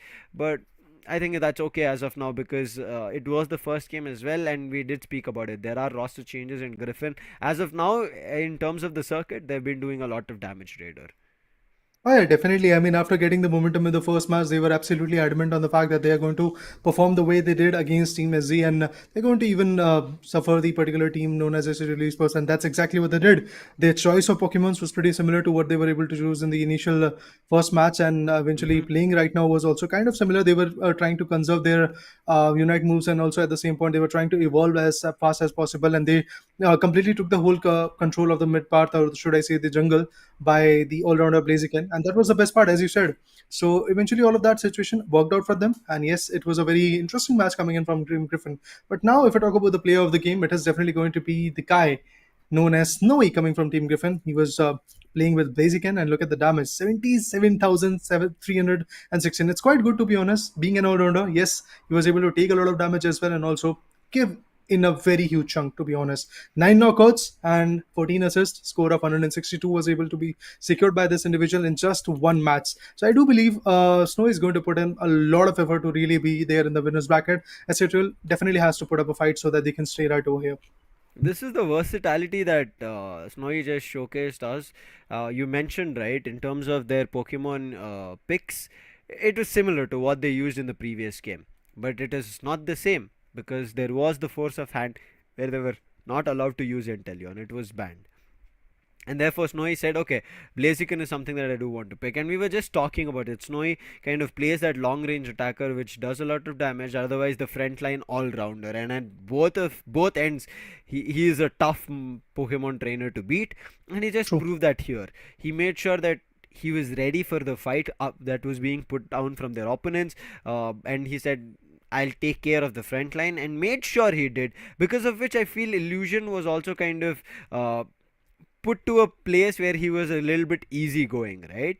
And we also saw our lovely casters from the Hindi desk who are driving the action on Hindi as well. So if you do want to switch over and listen to the stream on Hindi, feel free to. It's there on the channel itself. But in the meantime, as we were discussing about Snowy, we'll get back to it, where his team, not just him, I feel like his team in its entirety, and even Team Griffin as a team with other players also that they had, right? They showed us a lot of versatility. Even with Mikey that you're seeing, I just spoke about him earlier. He used to also play in that range attacker and all-rounder era. Also a little bit support, and right now he's still on the support. We also saw Volk earlier before with the squad. So having this versatility on every player is just too interesting and unpredictable, is what Team Griffin is made of. Let's jump into the second game's draft. Let's see if in this series Team Griffin are going to keep going. Excuse me. Will keep making sure that they have clean victory streaks across this upper bracket. I mean, they definitely have to do that. They really have to bounce back in the game so that they can be consistent with it. But right now, if we talk about Esports, look at them. They're trying to ban the Umbreon. The defender is going to get banned on the other conversation. Is definitely going to be the case. There you go. The bans are here. Umbreon and the particular Zishan has been banned. Now it all trickles down to what the choices are going to be made. Like All might actually go for a Blaziken. No, he decides to go for Mew. It's going to be Badshah who chooses it. Blaziken and I believe a supporter could be coming in next. That's a big possibility, but let's see what Nova and Goal are going to pick. Badshah gets his hands on his Mew. He's one of the best Mew players here in the Indian circuit that we've seen. But immediately they say Inteleon is still available and viable. We pick it up along with the Solar Blade on Leafeon coming in. Rex, one of the best slow bro players in our country, in our region. The true bro, I used to call him. Let's see what punch he packs here with the slow bro. Previously we saw steals coming in on Nova. This time not going to be allowed. Kyurem still sticking on to the Hoopa. Mikey switching over to none other than a Blissey. Well, the choices have been made, and we do see a Snorlax also coming in as a tank, as a defender. This is going to be very wow. impressive to watch. Oh, it's not a Blissey. It has been changed. We are going to witness a Clefable as the supporter rather than having a Blissey right now. And on the other corner, Urshifu maybe? Oh yeah, Urshifu will be coming in along with another tank. That will be a Blastoise. All Might will be absolutely ready for the top lane this time. And there you go. The Pokemons have been logged. They have been confirmed. On the other corner, Illusion. Let's see what he has to go for. An all-rounder or a defender, or is what I'm looking at. Possibly an all-rounder coming in from Illusion's perspective. But let's see what he's going to choose. Yeah guys, remember the current scenario is very important for Team SATL, because if they are able to bag out this particular match in their favor, they will be able to fight back for the third one, and then things might change. But yes, it's a Glaceon missing on the part of an all-rounder, but yes, it will be a Glaceon. Now on the same side, if you talk about Team SATL Esports, we do miss a pick of a Speedster coming in. Cursed on one end with the Urshifu we were just talking about, and then we see Illusion. The boings are going to still be there. Nova coming in with a Snorlax. This is why I said right as now how the Pokemon Unite circuit is, it doesn't feel to be kind of inclining to certain Pokemon, right? That this Pokemon is what players will try to snatch from you. Because we remember an era when Lapras came through, people were inclining to whoever gets Lapras has a better chance. Then we saw the era coming in with Umbreon. We saw it with Glaceon, right? I think all these eras right have died down. It is all about you finding a nice stride in terms of momentum, and if that works, your team has a chance. Right as now, Griffin comes up with Leafeon, Snorlax, Clefable, Inteleon, and Glaceon, and SATL will be playing with Mew, Hoopa, Slowbro, Urshifu, and Blastoise. Might still sticking on to the Blastoise. Let's see how it works out this time, because Cursed, he's changed from that Speedster to an all-rounder. Even if we talk about the held items and the battle items, it's still pretty similar to what the other players are trying to go with. But for now, yes, the second match of this BO3 is going to begin pretty soon. And there you go, the match has been started. In the bottom lane, we'll get to see Badshah. In the mid lane, we are definitely going to see the particular Pokemon known as Urshifu. He's going to go for that particular evolution so that they can fight back. And that previous matchup which they lost, I believe in that particular perspective, yes, that punching power was not even there for SATL Esports for a large time period, and the other guys from Team Griffin was able to evolve a little bit early, and the passive ability being utilized by Ghoul, the Inteleon, is still trying to get a lot of output. Snorlax on the other corner is going to go ahead and steal as many as wild Pokemons as possible. Snorlax on the other corner also gets KO'd pretty early, but then again it's Team Griffin, they might actually bounce back later. Rather than bouncing back later, look at Team Griffin. They've already started off strong. They have started getting their scores in. SATL might be countering, but look at that big solar blade already hitting those points, pushing players of SATL back to their goal zones. Illusion missing the hit. I think it was a decisive miss. It is not an unnecessary miss. But in the meantime, Cursed, he decides to push Nova to his limits. In the meantime, Inteleon for now was hiding. Fake Tears comes through, tried to secure, but the secure is being stolen away. And now Team Griffin looking a little bit in trouble, especially because of this surging strikes Urshifu. Well, look at that. We do see a lot of contestment coming in the top lane, but even more than that, we do have a mid lane contestment coming in where Mikey is going to get suppressed a bit. Hoopa trying to engage a lot as a supporter, definitely has to give out the best, because in the previous matchup, yes, Kyurem was one of the best players from Team SATL Esports. He was able to get a lot of goals and also support his teammates. Rex on the other corner had to fall back a bit so that they can come back with their own teammate and then eventually retaliate. Look at those water sports going in. Not being that effective to be honest for now, but this scores from SATL Esports definitely looks good. It's pretty much on the higher note when you talk about Team SATL Esports. This time they're trying to be a little bit more aggressive from the start.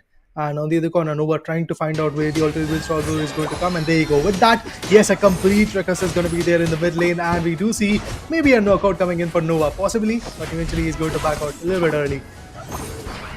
They've not right now given a chance for either SATL or Griffin to have the better advantage. But Cursed, he tried to swing into the battle after they lost their new Badshah. But Griffin, as you can see, Nova always pushing him to be in the front line is giving SATL a big time trouble. They're unable to get back in the fight. A big freeze try, trying to slow down Might, but Might knew what was coming in, immediately dodges, jumps into the goal zone. Right now Kyurem also makes his way to the top path. Also waiting for the Alterian Swablu. Immediately it comes through, Solar Boing comes through. They do take some AOS energy away, so there's going to be a little bit of an exchange on the top path, but on the bottom, I'm not too sure. But in the next 10 seconds, we are going to be seeing the battle for the Reggies. Well, indeed, the Reggie is definitely going to give that buff, and I do believe the contestant is going to be on the lower Reggie, and that is going to be Reggie Rock once again. So let's see who is going to steal it away, who is going to have the advantage out of it. But even before that, a complete contestant coming in. A lot of solar beams are being utilized right now. They're trying to put basically a knockout is going to be the case for them. Inteleon on the other corner also gets suppressed. It is going to be Team Griffin, which is actually on the edge right now, but they're going to come back even stronger. Look at that. Leafeon finds water tunnel, and with that initial KO has been done.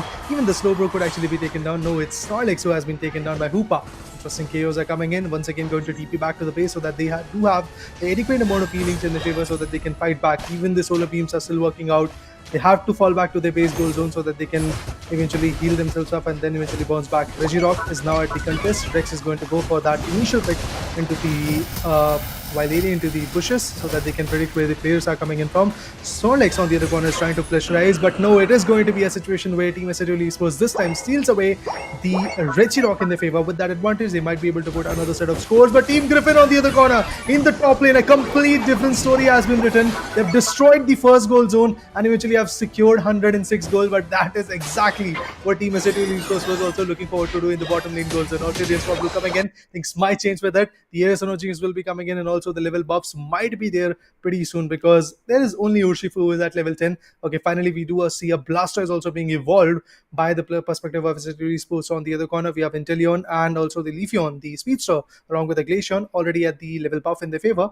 The Regieleki on the other corner is contesting the top lane, and there is nobody to really support it, so it's going to be a time-consuming effort coming in from Team Esports. Meanwhile, the contestant from the place of Griffin is going to go for the bottom lane, and there you go. A lot of the nice, the Hydro Spin coming in from Blastoise. Not just that, we might see some chaos. It is going to be Inteleon going out of the equation for now. Even the Cliffable goes out.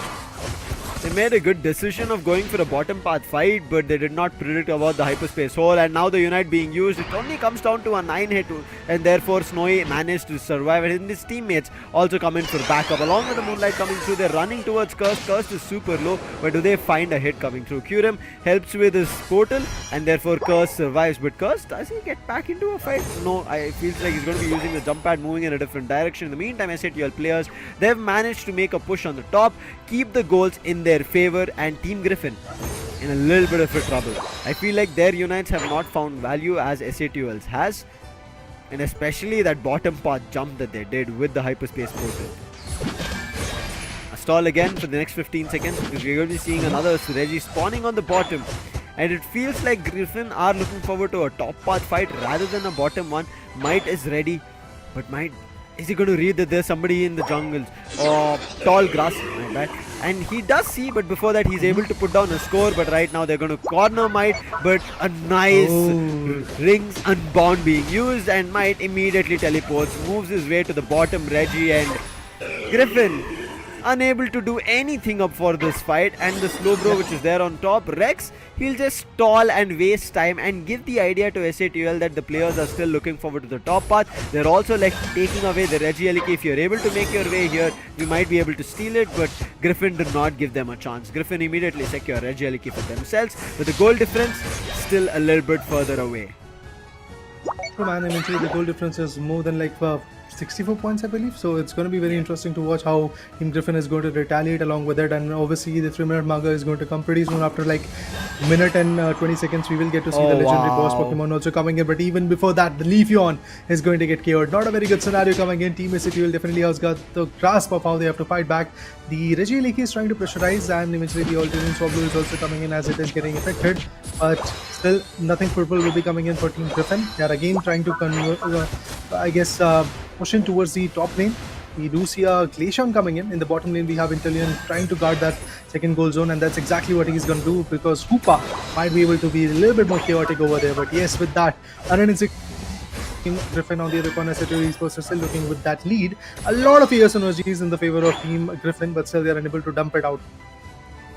Early damage Urshifu, that is now SATL have capitalized on the backs of it. Team Griffin, they have to make a comeback.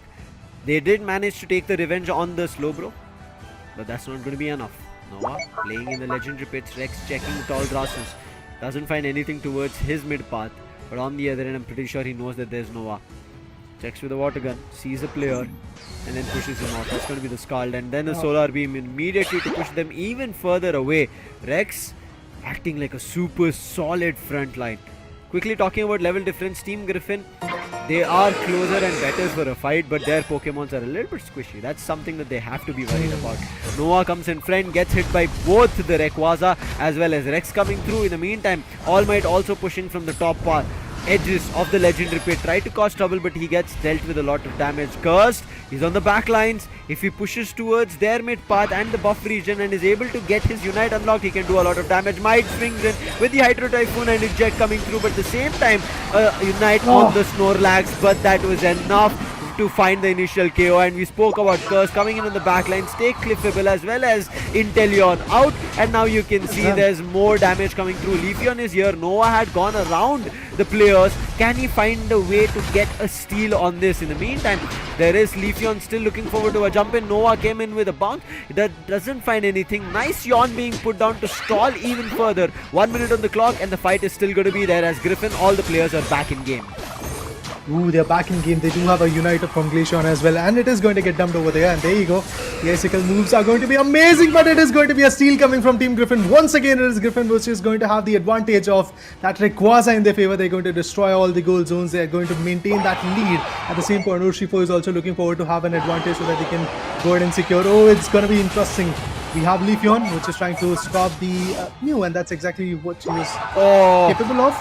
Another set of goals coming in. Esports is trying to just minimize that gap between both the individuals. But still, it is going to be Team Griffin who has got that lead of more than like 2 goals in their favor. But Leafeon going straight for the base goal zone. He has got that advantage. He has got that shield. He might be able to utilize it so that they can actually go ahead and secure some good goals. But let's see what is going to happen. It's going to be an interesting one. There you go. There you go. There are a lot of people. The shield has been broken. It's done. It's done. With just a lead of 2 goals, I believe the things can be in their favor. There you go. Pretty interesting. The Hydro Spin also comes in. No! What? Oh, slow bro. Also, the Inteleon was also close to scoring, if I'm not wrong. But Inteleon did not get the score. A nice use of Rings Unbound, and all the players from SATL were able to jump, and SATL with that last score coming through will be able to survive for this battle. That 40 score coming in. Ouch, that's gotta hurt for Griffin.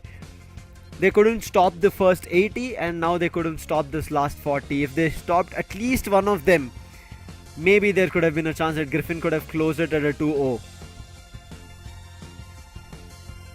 An individual who was not able to perform in the previous matchup, known as All Might, is now here as the MVP, the Giant. Absolutely amazing performances coming in from the players of Team SATL Esports. But I have to say, Team Griffin actually was able to put up a very strong competition in the later stages. The way that Snorlax came in and was able to stall the players around so that the other individuals were able to be spawned and eventually come back in the mid lanes was absolutely amazing. And yes, for that reason, I have to say Leafeon was able to just completely get the control of that Rayquaza. But still, at the end, they got KO'd a little bit early and they were unable to get a lot of goals. Only, if I'm not wrong, the 100 goals was there from one particular individual. But that's it. Goal was there, which was trying to secure a lot of goals, but eventually got compromised in the later stages. Also, when the baseline goal zone was pretty much opened up, he was unable to secure it. And on the hindsight, Slowbro came back with even stronger configurations. And yeah, with that, it is going to be a SATL Esports who is going to completely deny the fact that a consistent approach from Team Griffin could have been there, a 2-0 from Team Griffin could have been there. But now it's going to be a 1 versus 1 in the overall scenario of the BO3. That means we have to go for the decider match. I had my doubts, especially with Cursed already coming in. The early game, if it works out, it's going to do a lot of damage, and that's what happened. Early game being better. And one more thing that this time we saw SATL were able to concentrate on was Mew surviving. Right, as you can see, 75,000 damage being dealt is because Cursed was the one who was moving ahead, coming in with the surging strikes, and that helped out, making sure the players were unable to reach towards Badshah.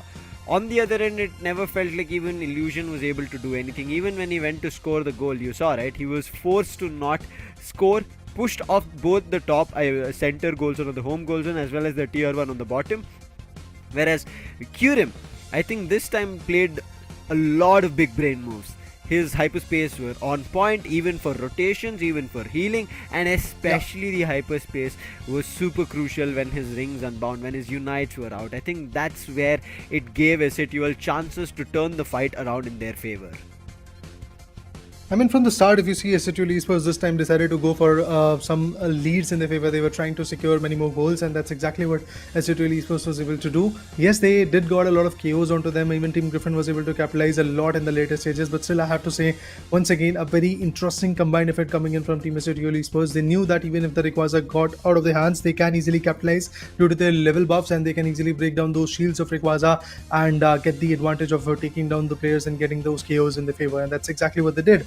You can see in the graph as well. Initially, it was SATU Esports all over. From the start of the game, they had 36 points, and then Team Griffin was stuck at just 16 points in their favor. But from there, story started to change. It was a lead for a brief time period for Team Griffin, but then again, some interesting goals came in. And also, if you talk about the objective Pokemons, the Regirock and the Regice was in the favor of Team SATU initially. But if you talk about the Regielekis, every single time when the Regieleki spawned, be it the 7-minute marker 1 or the 5-minute marker 1, it was in the favor of Team Griffin. They were able to establish a lot of pressure onto the top lane, but still not enough to completely put down the players of Team SATU Esports. They were trying to consume that time period so that they can actually contest the mid lanes and also trying to farm their particular Pokemons, but at the same point they were trying to contest the bottom lanes.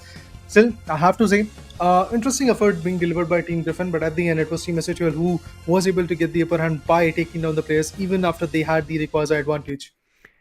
I think right as now Griffin, even though they were able to put up a fight while they had trouble from SATL because of their attack heavy side that they were able to force, something that Team Griffin would have kind of wanted to counter early on, but they did not get the chances. Even though Leafeon jumped in or swooped in to do damage, you could see Leafeon was immediately being stopped, being hit, and I think the major fact was Leafeon was also not being allowed to run back, and the Team Griffin eventually realized that, along with I think them not being able to find value or even on their defender, right? We saw those heavy slams coming through, but after that immediately the yawn, only we saw its value towards that end where they were able to take the Rayquaza shield towards their favor. But even after they took that Rayquaza shield, you could see, right, players from SATL were ready to counter it. They broke the shields, did not allow them to score towards the home goal zone as well as all the bottom tiers. They were able to somehow manage to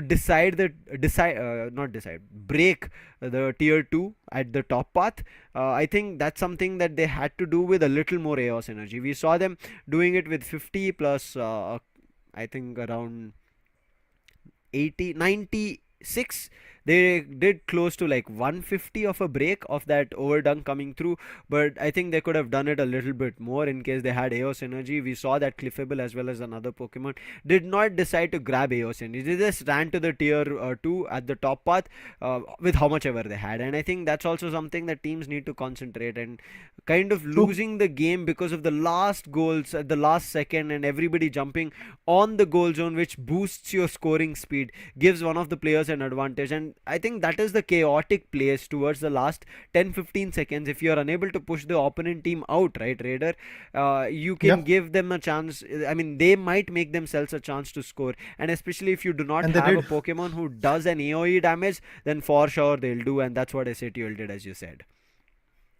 Amazing performance coming in from Team SATU Esports. They timed it rightly, and even after the Rayquaza advantage was snatched away from their hand, they decided to look for an advantage area where they could have easily choked out the players, and that's exactly what they did. From the perspective of Team Griffin, yes, again I have to say that they were unable to collect all those EOS energy so that they could have made a larger dent onto that particular goaling scenario. And if that would have been the case, maybe a 300 or 400 plus goals would have been preferred for that particular individual, because there is going to be a stance. Even if I'm not wrong, Team SATL had their Leafeon, so they could have actually utilized it. Not SATL Esports, I mean Team Griffin had their Leafeon. It was a speedster. They could have utilized that particular individual to go for a sneaky goal coming into the top lane goal zone or into the bottom lane. And Leafeon actually tried to go for that goal in the mid goal zone, if I'm not wrong, in the base one, but eventually got KO'd because of the guard that was coming in from Team SATU Esports. So yes, SATU Esports was pretty adamant on the fact that now the other team has got the advantage. We have to deny it, and in that terms, we have to completely safeguard our goal zones. They were able to do it very fruitfully, to be honest. Yeah. One thing that SATU were doing was those quick position changes, right?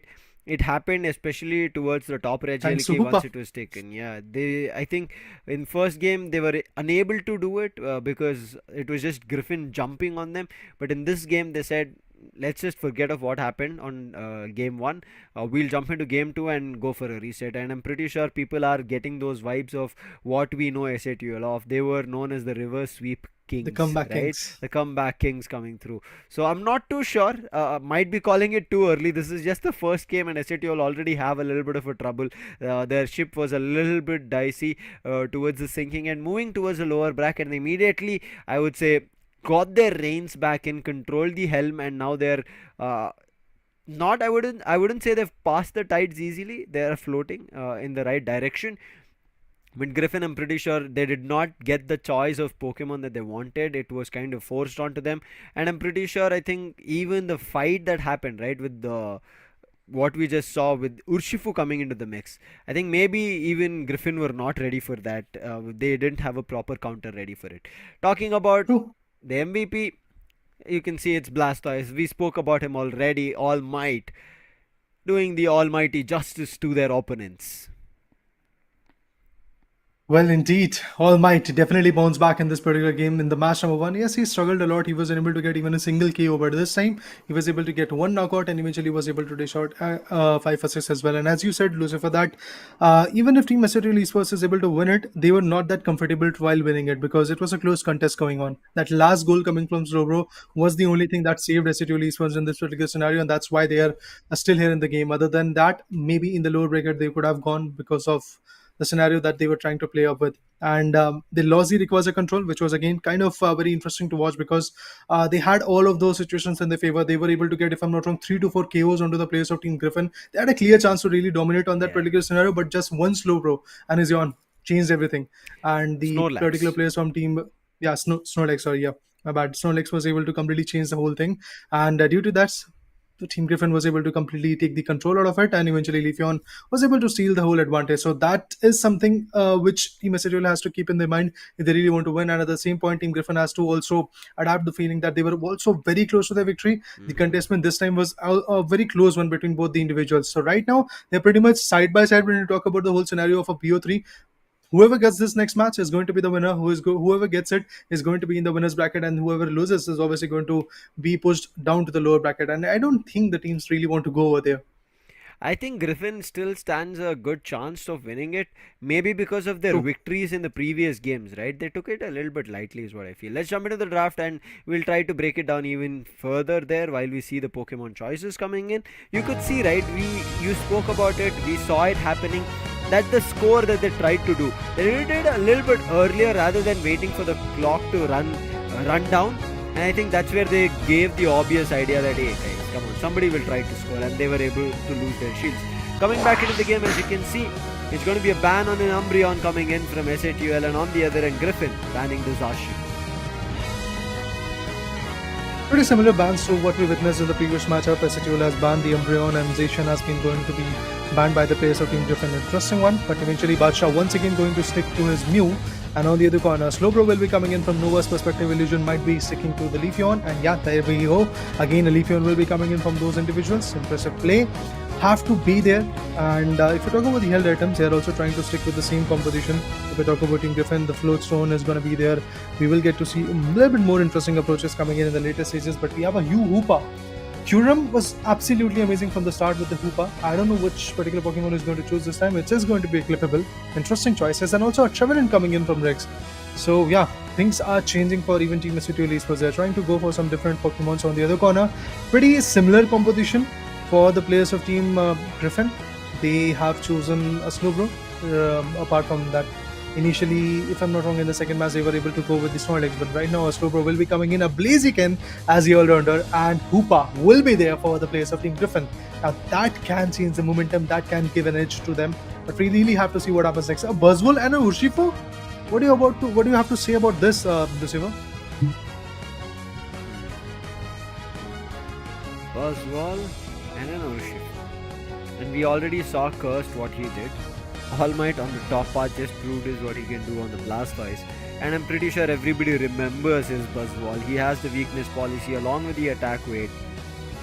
This is going to be a tough one. This is going to cause a lot of trouble to players on the Griffins. And it looks like they've bought in all the big boys and the big guns out, right? That's the muzzles that they've bought out from the side of SATL. Whereas Griffin, they're deciding on one ranged attacker, denying that rotation. They've picked up the Kyurem's Hoopa for themselves.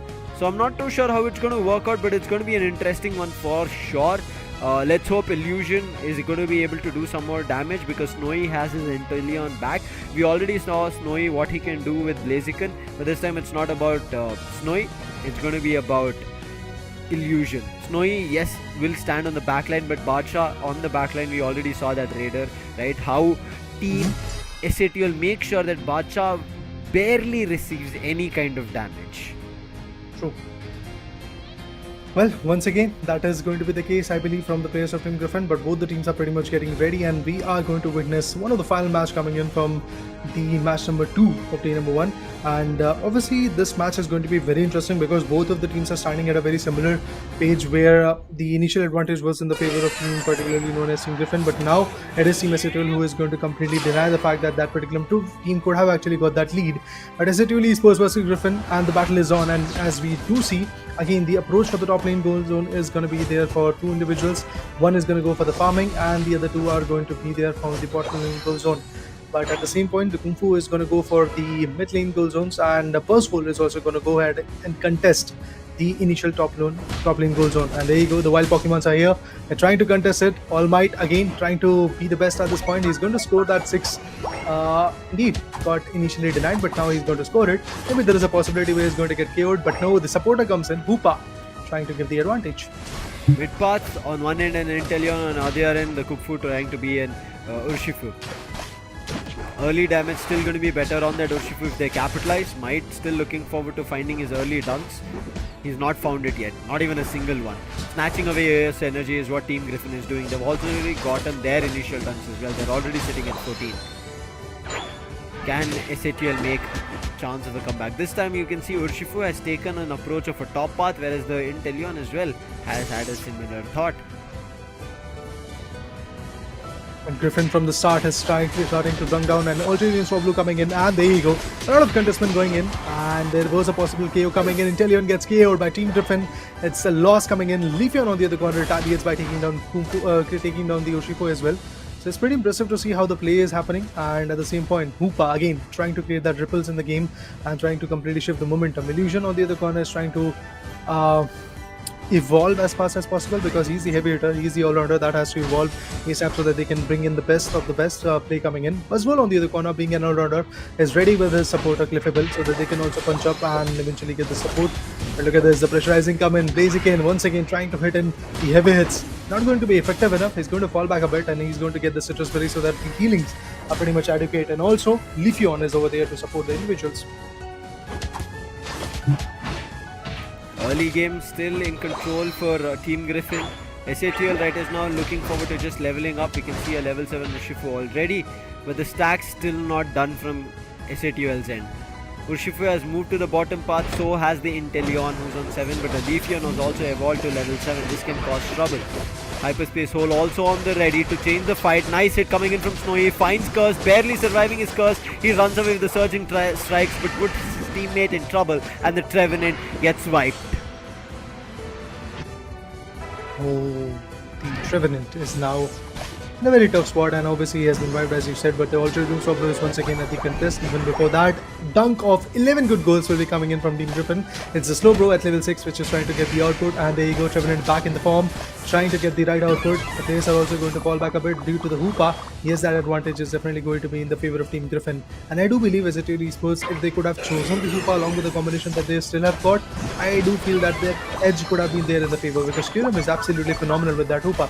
But for now, the bottom objective is now at the concern. It is going to be the Reggie Ice this time, which is going to be there, but Leafeon is not going to leave the Cliffable that easily. It's going to put him down. The Solar Beam comes in, even the pressure will be coming in.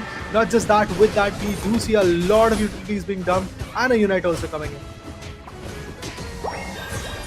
Right now, fight working out better for Team Griffin. We even saw the Spy Vision Surf takes down Urshifu, and that's trouble. Amnesia coming in, heals, and now they know they cannot take down a fight against this Slow Bro. Is going to cause a lot more trouble. They've somehow found a way to snatch this Inteleon away from the battle, but Hoopa saves, and Snowy survives with the Fell Stinger immediately running away. What a save coming in from Team Griffin to make sure that the experience that Inteleon had is not given away for free for SATL. Oh man, this is not looking good for Team Esports. The players are getting KO'd, the level buffs is not there, but this time they are definitely going to take the advantage of getting that mid lane alternating Swablu. And now along with that, we do see a contestment between Inteleon and Vejeliki for the top lane. Along with that, Buzzwole is also pretty close. Another Solar Beam is going to get utilized, but not a lot of effectiveness will be coming in. Blaziken on the other corner is also getting damaged a lot. It is going to be clippable. Buzzwole along with that. Oh, nice jump. The Solar Beam comes in. There you go. Buzzwole finds Hoopa. The supporter is done and does it. That is not going to be fruitful enough for players of Team Griffin anymore. But yes, look at this. Again, a lot of interesting approaches. Leafeon finds another one. It's going to be the Buzzwole. Along with that, Blaziken finds Clippable as well. Two good Pokemons for Team Esports has been KO'd for now, and Team Griffin is once again going to find a lot of Eos energies out of it, but they're still unable to make a move to the first top lane goal zone so that they can actually go for those scores. But yes, the main concern for now is going to be taking that advantage of the Vejeliki, and yes, they got it. It's Blaziken who is able to completely have that advantage. A lot of Unites are once again going to get dumped, but the players are getting KO'd back and forth. It is going to be Treminant who is going to find one. Inteleon retaliates by taking out Treminant as well. Inteleon also gets picked off by the Urshifu. Rings and bound. It is going to be the Hoopa trying to get the right output. Noah chasing, nice one coming through. He wants to go for a 40 score. He is able to manage that, but I'm not too sure if he's going to survive. He does have the serve, which will come back after cooldown. Uses it again, enables his teammates to get the score, and there comes in the overdunk of 30, pushing the score to 148, and immediately the hyperspace hold to rotate towards the bottom. But at the meantime, it's going to be only one player, who's going to be Mikey, who's made his way here. Uses hyperspace hold to immediately send him back so that he can go for a full heal. Reggie's heal in the meantime being taken from Curse along with the help of Badshaw.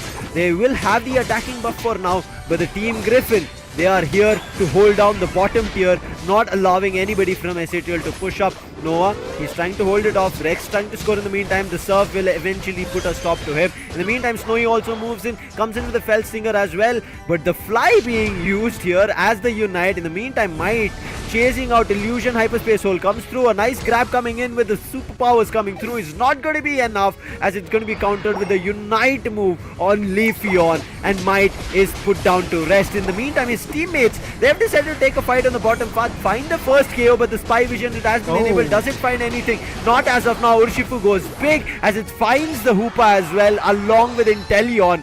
SATL slowly are getting back to strides of making moves in the right direction. A big solar beam, but Blaziken barely managed to survive and get the blue shield. I mean, it has got those 55 EOS energy, so he's definitely trying to get the route output right now. And with that hyperspace holds, yes, once again we are going to see a lot of initiation coming in. Buzzwole again getting suppressed a lot, but the Cliffable will be coming in with the Moon Knight to actually get the right support over there.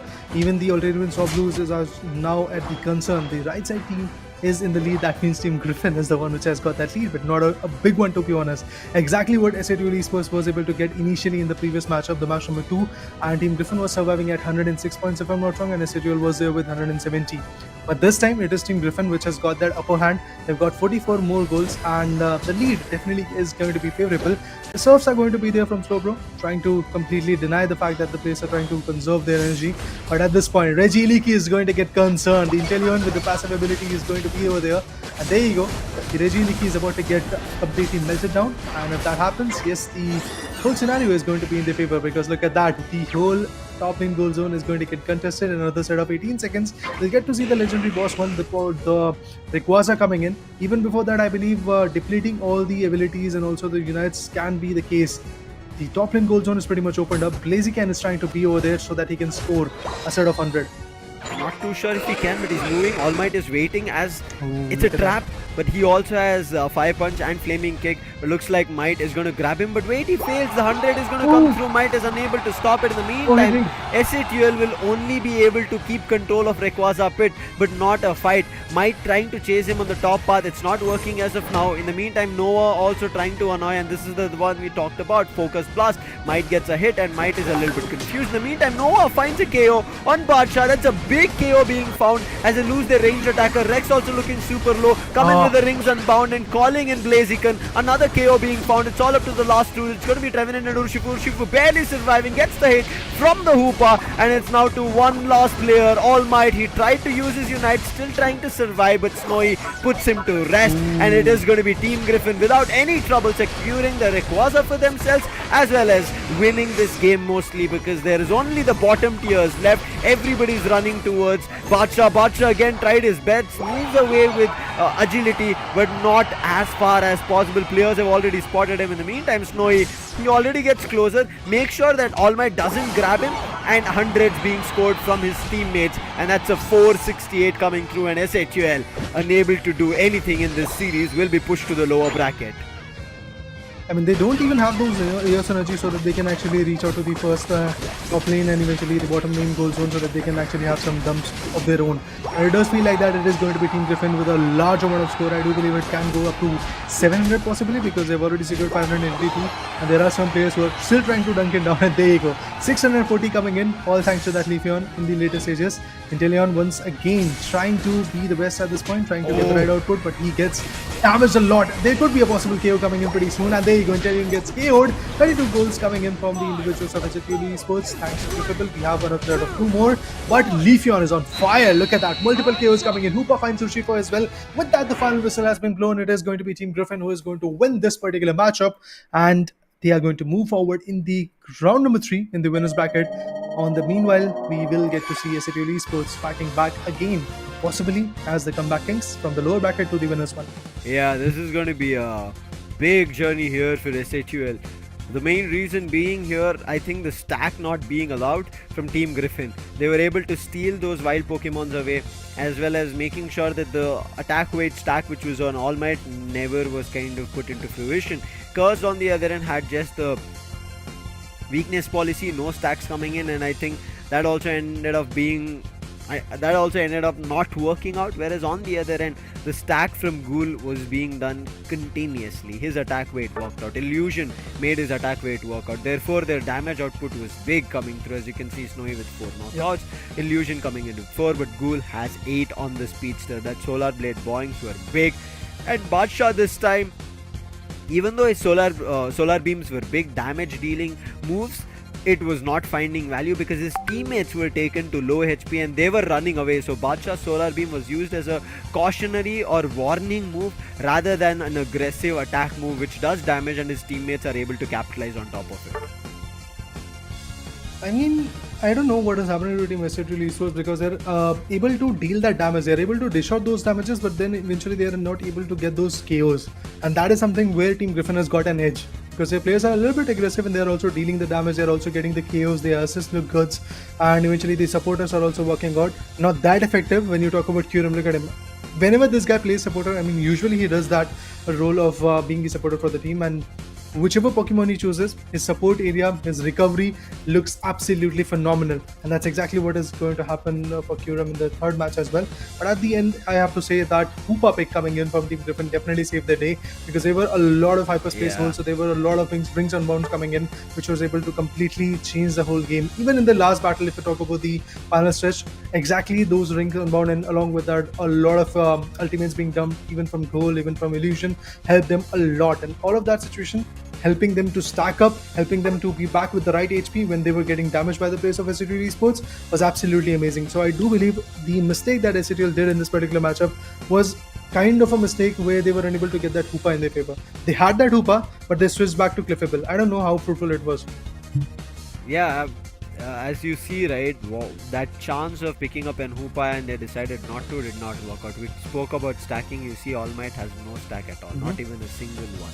And that's where I think the game control was taken. If All Might had a stack in the early 0 to 2 minutes, even 1 or 2, then I'm pretty sure when Urshifu also finished his mid-path buffs, right, there would have been a top-path fight coming in the early game for the Altaria and Swablu, and we would have seen one or the other players getting KO'd, and maybe SATL would have had the advantage. It did not work out, whereas on the other end, you can see here, from the start, Ghoul decided to keep his early stacks. He got his early stack and also did not give his KO away. He immediately moved away. So I think this is something that team understood and Griffin decided, okay, let's not let SATL enable themselves. Let's not give them a chance. Even though there was that one instance, if you remember, right, when they were taking the Registeel, they all decided to go on the top path, understanding that Cursed again is back on that. Urshifu does have the chance of having the Unite, so let's not give him a chance to take us down because of the Unite. There was also an instance where Snowy was taken away with that Horn Leech coming through and the Wood Hammer. He was almost trapped, but if not for his Fell Stinger, I think maybe he could have also been wiped out, right? This situations of Team Griffin understanding that they should not give away the level that they have taken and the experience that they have as a Pokemon towards the side of SATL worked out for Team Griffin to close the series. Might not be the cleanest of series here how they started today, but they'll be more than happy that they've pushed SATL down and they are going to be in the winner bracket, surviving for a lot more battles.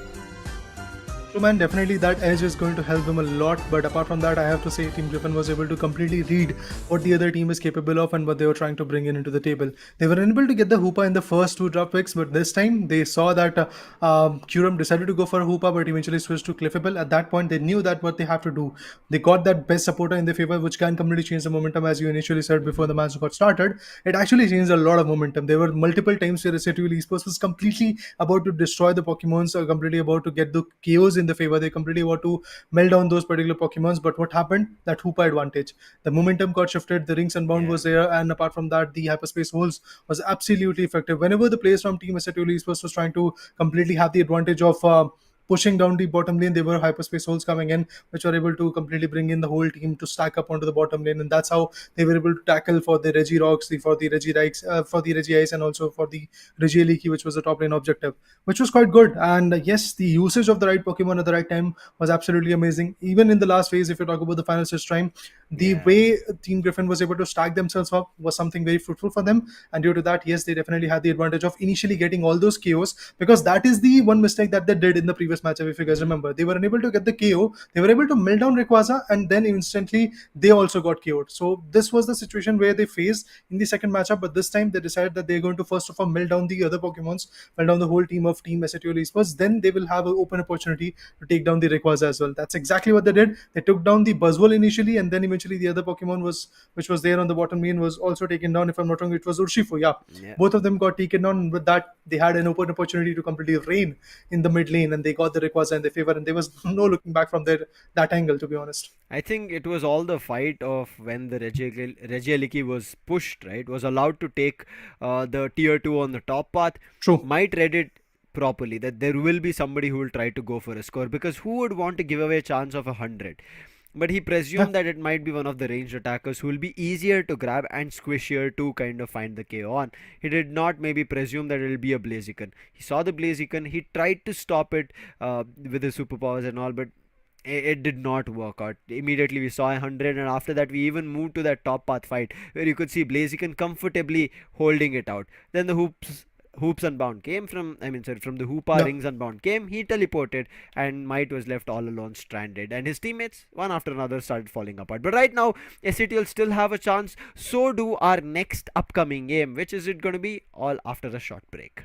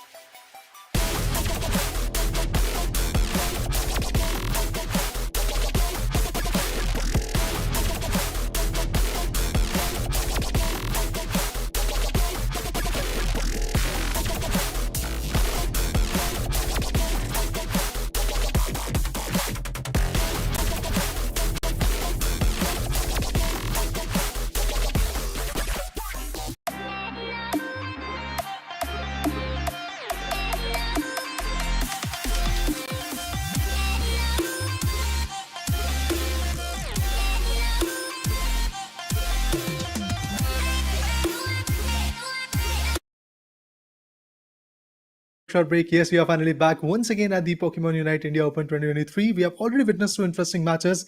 My name is Raider. We do have Necros back on the desk, and oh man, what a show in the previous matchup. A close cutthroat competition between SATL and Griffin, but at the end, it was Griffin, which is going to have that grim face in their favor, and they got that advantage. I mean, before everything got started, from the very Hmm. grassroots level of where Pokemon Unite started in India, Team Yeah, Griffin was that only team where we had seen, Volk and a lot of players being in the top-notch form. They have performed tremendously in the past, and that Team Griffin tag always comes up with a big responsibility on every player's true, shoulder who actually, plays a part in that entire team. So Team Griffin has always been one of the strongest teams in India, and I would say if it was a complete org, I would say this would have been a best out for Pokemon Unite. But once again, players are proving the worth of the name that they have got the responsibility of. And when you have got so brilliant players like you've got Nova, Illusion, everybody stepping up individually as well as playing as a team, trying to fight up against one of the best teams in India, that was SCTUL. We saw this team going for the world championships and perform and defeat the world champions. That is Luminosity in at least one game, because even Luminosity also told us that this was the first and the only game they had lost in the entire season. So you can just assume, or you can just imagine how which amount of performance that SCTUL had already put in the previous season. This is a new season. true. We see new players, we see new teams, we see new play styles with the new meta. So New in this case, Pokemons. yeah, Yeah, I mean new Pokemons as well. So you need to come up with some new threats, and it seems that SATUL, true. they're struggling at this point. And for them against Team Griffin, it looks Team Griffin can actually put up a great show in this entire India Open.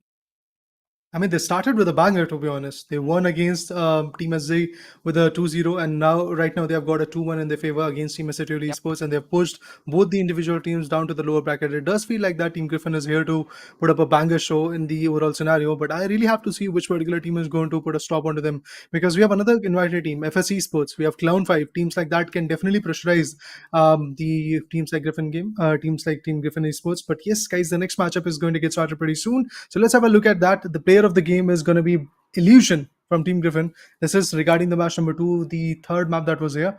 And eventually, yes, with that, it is definitely going to be Griffin. Had the upper hand. Look at the amount of damage he was able to dish out. 4 lakh 2,929. Absolutely humongous. 761 is the amount of score that he was able to completely dish out till now. On the other corner, 39 assists, and pretty similar to that, the 39 knockouts are also going to be there. The rating is also absolutely amazing. So this guy is on fire whenever he goes for the Blaziken. As Blaziken is actually a fiery Pokemon, a feisty one. Indeed, Illusion is also.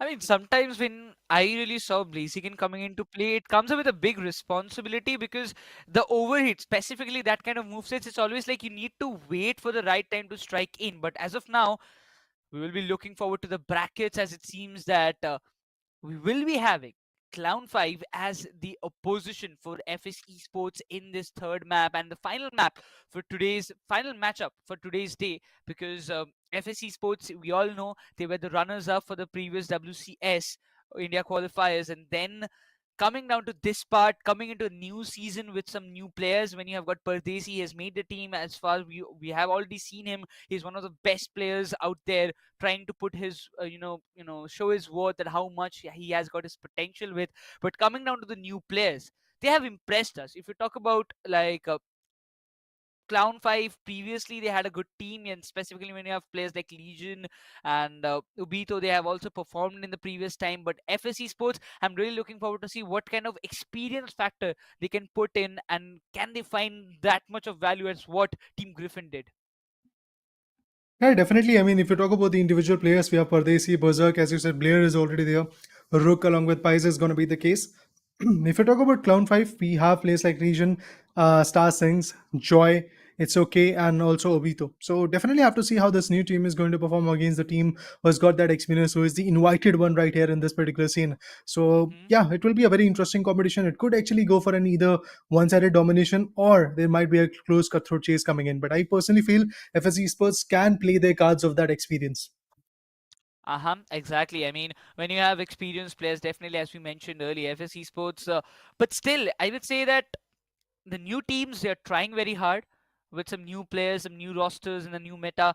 It might be a little bit squishy for them to, they might be also be a surprise package for the experienced teams, but also we saw when the match like SG as well as Griffin, because at that moment Griffin actually dominated like it was just a piece of cake.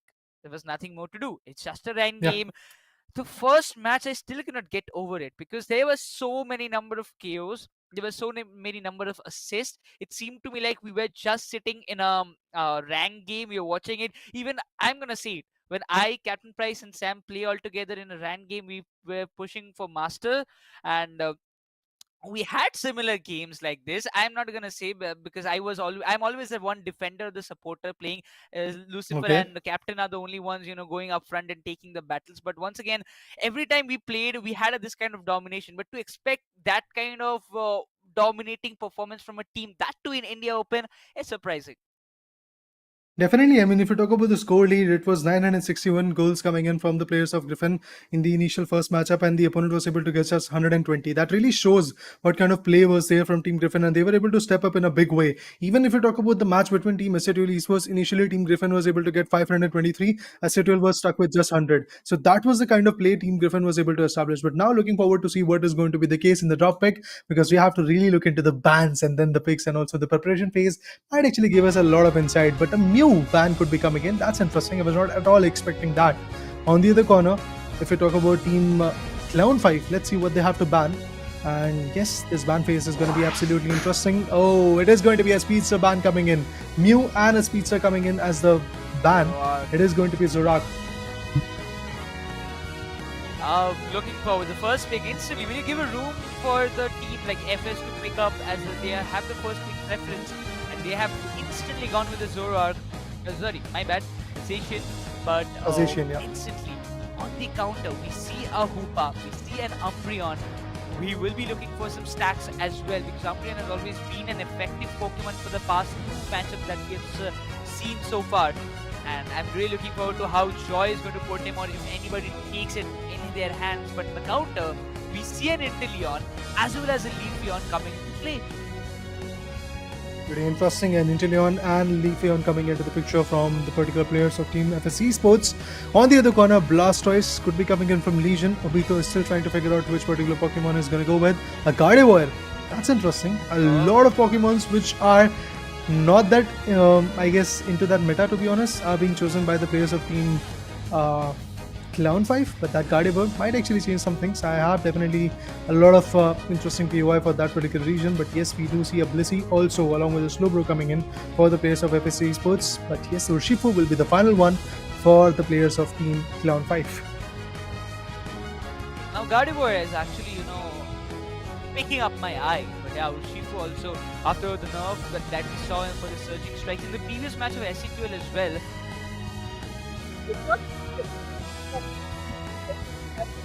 Right, YouTube was trying to find a lot of values but could not make it. I really hoping for that Sinks anyhow can just prove me wrong, because I really want to see some surprises coming from the new teams at this point.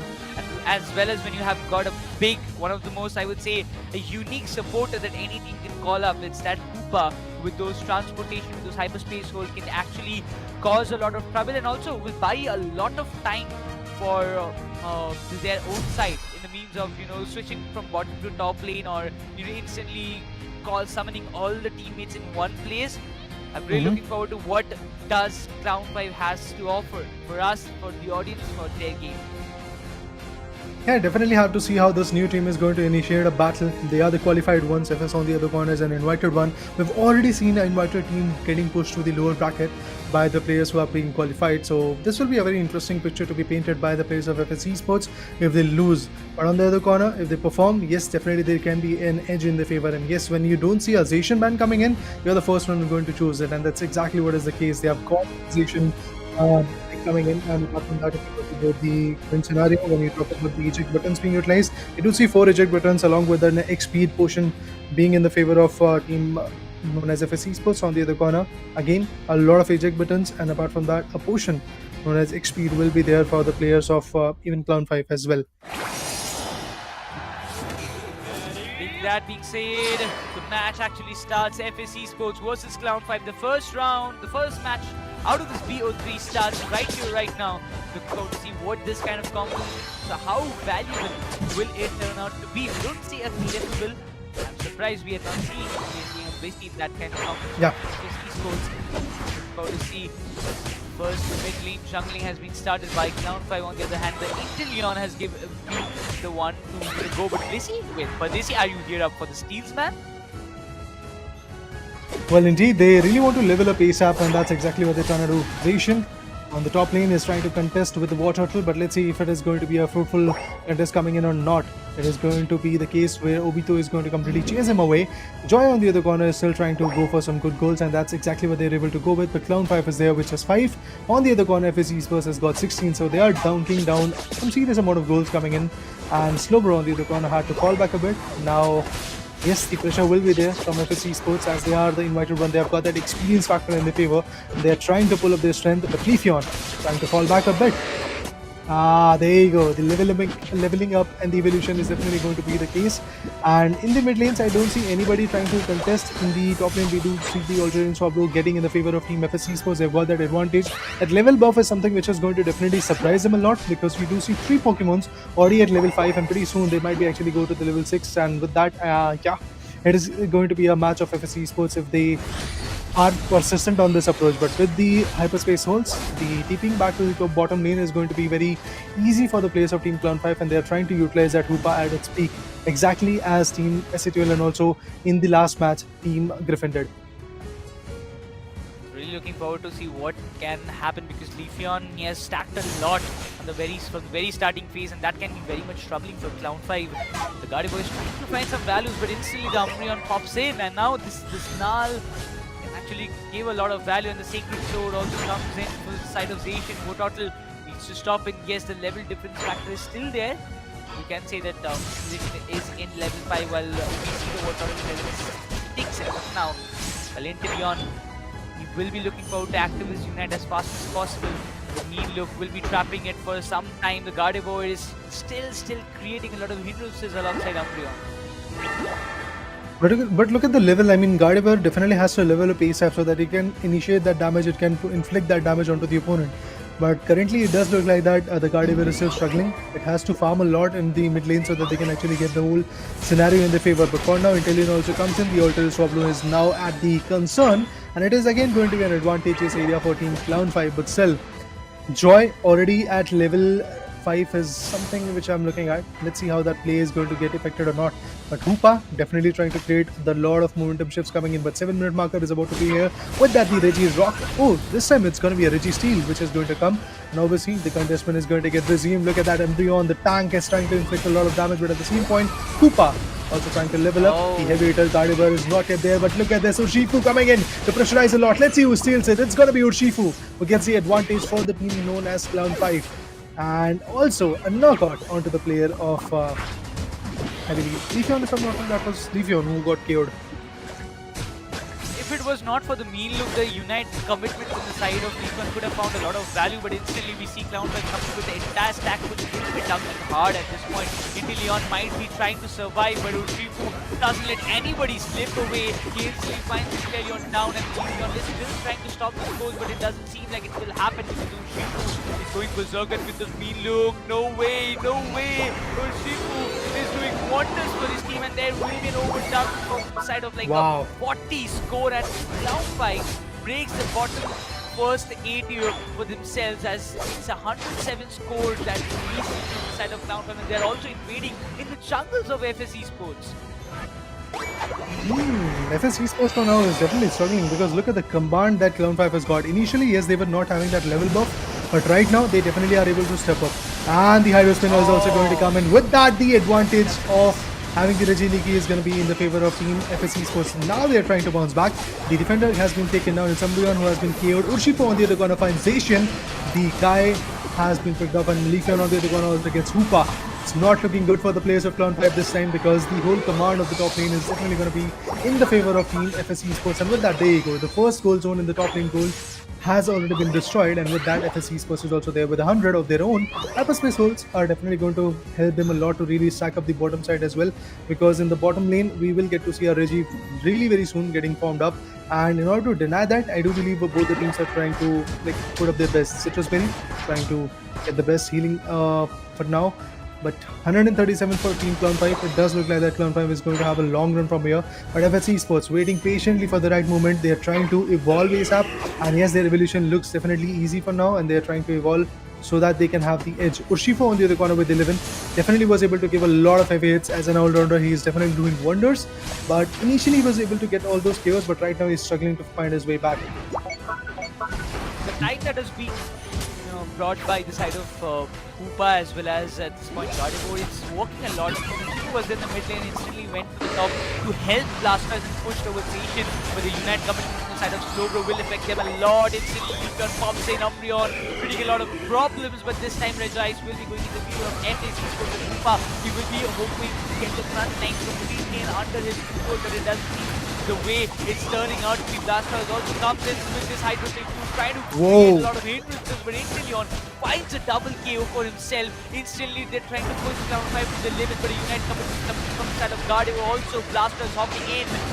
They're actually dealing a lot of damage. FSC Sports need to make a fallback because in 6 seconds of countdown, we will be seeing Regieleki on the top lane, where we already see FSC Sports from their side, Zation and Leafeon, they want to melt it as fast as possible, putting those Eos energy as well. But will it be on the time? Because nobody from the Clown5, it seems they are quite aware, but Umbreon, he went for invading the jungle and will be stopped by Slowbro. Is it possible? Because Umbreon is finding a lot of value. Yeah, I mean, it does look like that in the top lane. Once again, the contestant is going to be Surreal with the Regieleki advantage in the favor of Team FSC Sports. Obviously, the players of Clown5 are pretty much by tackling it, and with the hyperspace holes, once again they are trying to retaliate on the bottom lane goal zone. I'm looking forward to see if that is going to be effective enough or not. And there you go, in the bottom lane once again the contestant comes. It is going to be Blissey, is going to get picked off by the Hoopa. The knockouts are definitely getting retaliated, but now comes that final stretch. In just 50 seconds we'll get to see that final stretch, but also even before that we might actually get to see a Regieleki contest going in, and I'm looking forward to see if one particular team gets the advantage out of that, because even Team Griffin was able to win in a similar fashion when they were fighting against Team SHL in their last matchup in their decider one. Yes, look at this. A lot of players are hiding in the tall bushes, and Leafeon and the other guys are trying to clear it away. Let's see if it is going to be an easy job for them or not. There you go. Once again, a lot of YouTube being done. Hoopa is over there trying to get the route output. Umbreon is about to get KO'd, and indeed, it's going to get KO'd. FSC Sports once again getting the upper hand in it. He could not escape. Umbreon tried to escape with that hyperspace hole, but he was not unable to do it thanks to Blissey. In that case, FSC Sports to finding the value, complete stack, the attacking formation that Clown5 had just before the final stretch fight. So completely broken down. Kudos to the timer of the to be able to come back again, but this time any sort of silly mistakes will be paying a lot of price at this moment. The level difference is still not very much, but still Inteleon can be an X factor at this point. Even a lot of KOs will be needed. Inteleon shuts down the big tank of Umbreon going down Station, coming up from behind, and instantly the United being committed. Blastoise to two double defenders has been taken down. This is a big opportunity on the side of FSC Sports to flash and belt out Rayquaza in their team. Everybody's in, but is there any kind of chance? Because Hoopa pops up with the rings and Bound will be able to stop it. No, I don't think so. The steal needs to happen, but Leafeon does it for the side of FSC Sports, and now this is the time they will be going for the scores. Clown5, will they be able to stop it? Because Zation is in the top lane, but nobody is there to stop the scores from happening. Umbreon tried his level best, but the scores are getting done. The shields might be getting broken, but Zation does the job on the top lane as FS they pass out the 400 score mark. There you go, 500 mark has already been diminished, and with that Clown5 has surrendered. Oh, this is some serious pressure coming onto the place of Clown5. They knew that after losing the Rayquaza, after the meltdown was in the favor of FSC Sports, there was nothing that they really could have done, and eventually due to multiple KOs coming in, they didn't really had all those EOS energies in their favor, and with that the storyline is pretty much clear. It is going to be FSC Sports who is going to have the victory of the first match in the BO3 scenario. Clan5 on the other corner have nothing to really answer back. Look at the number of KOs they were able to get, but Blair with that Inteleon, he was absolutely on a rampage. He was the one to take the control. He, focused on leveling up from the very beginning of the game. He focused on being on the level 7, then stepping out of the jungle, then trying to, indulge himself in those fights with his teammates, providing the complete support with the liquidation and the felt stinger with his kind of combination that seems. But the moment he was needed, Blair was on level 15 that created a lot of impact, especially shutting down the big tankers like the Umbreon and the Blastoise. It was a phenomenal job. It was a complete, I would say, the team performance that we wanted to see from an experienced team like FS, and they have put up a great show at this point. 10 KOs for him, eventually a complete all-round performance from FS. Definitely, I can't really disagree on that particular point. That overall, the performance coming in from FS Esports and that individual role that every single individual has to play in that particular team was being played. You talk about the attackers, yes, they were able to get the right output. You talk about the all-rounders, again, Zacian quite on point on it and eventually was able to pressurize a lot. But obviously, at the end, was not able to get all of that control. And if you talk about the top lane gold zone in the finals this time, I believe it was Zacian who was able to completely deny the fact that Urshifu was trying to guard it from the opponent's perspective, and he was able to completely go for that 100 score in his favor. So yes, a phenomenal job done and dusted from FS Esports. The thing that we expected, that the experienced card is going to be played by Team FS Esports, was definitely there. Initially, yes, FS Esports was not able to get a lot of goals. It was Team Clown5 who was able to get that initial advantage in their favor. The graph will be coming in pretty soon, which will tell us that how that initial graph went. And yes, initially that advantage that team Clown5 had was creating a lot of pressure onto the individuals, but at the end things started to change. Look at the movesets, pretty like, let's say, conventional approach coming in from FS Esports. There was nothing out of the blue, but still at the end the way they performed was absolutely amazing.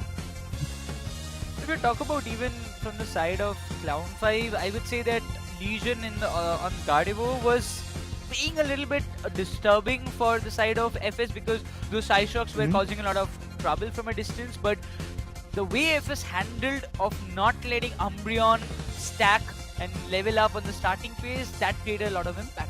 Same goes for, I would say, the Blastoise as well as the Urshifu also got so much suppressed and not able to perform up to the expectations, was where I would believe that Clown5 fumbled a lot. They had a close battle.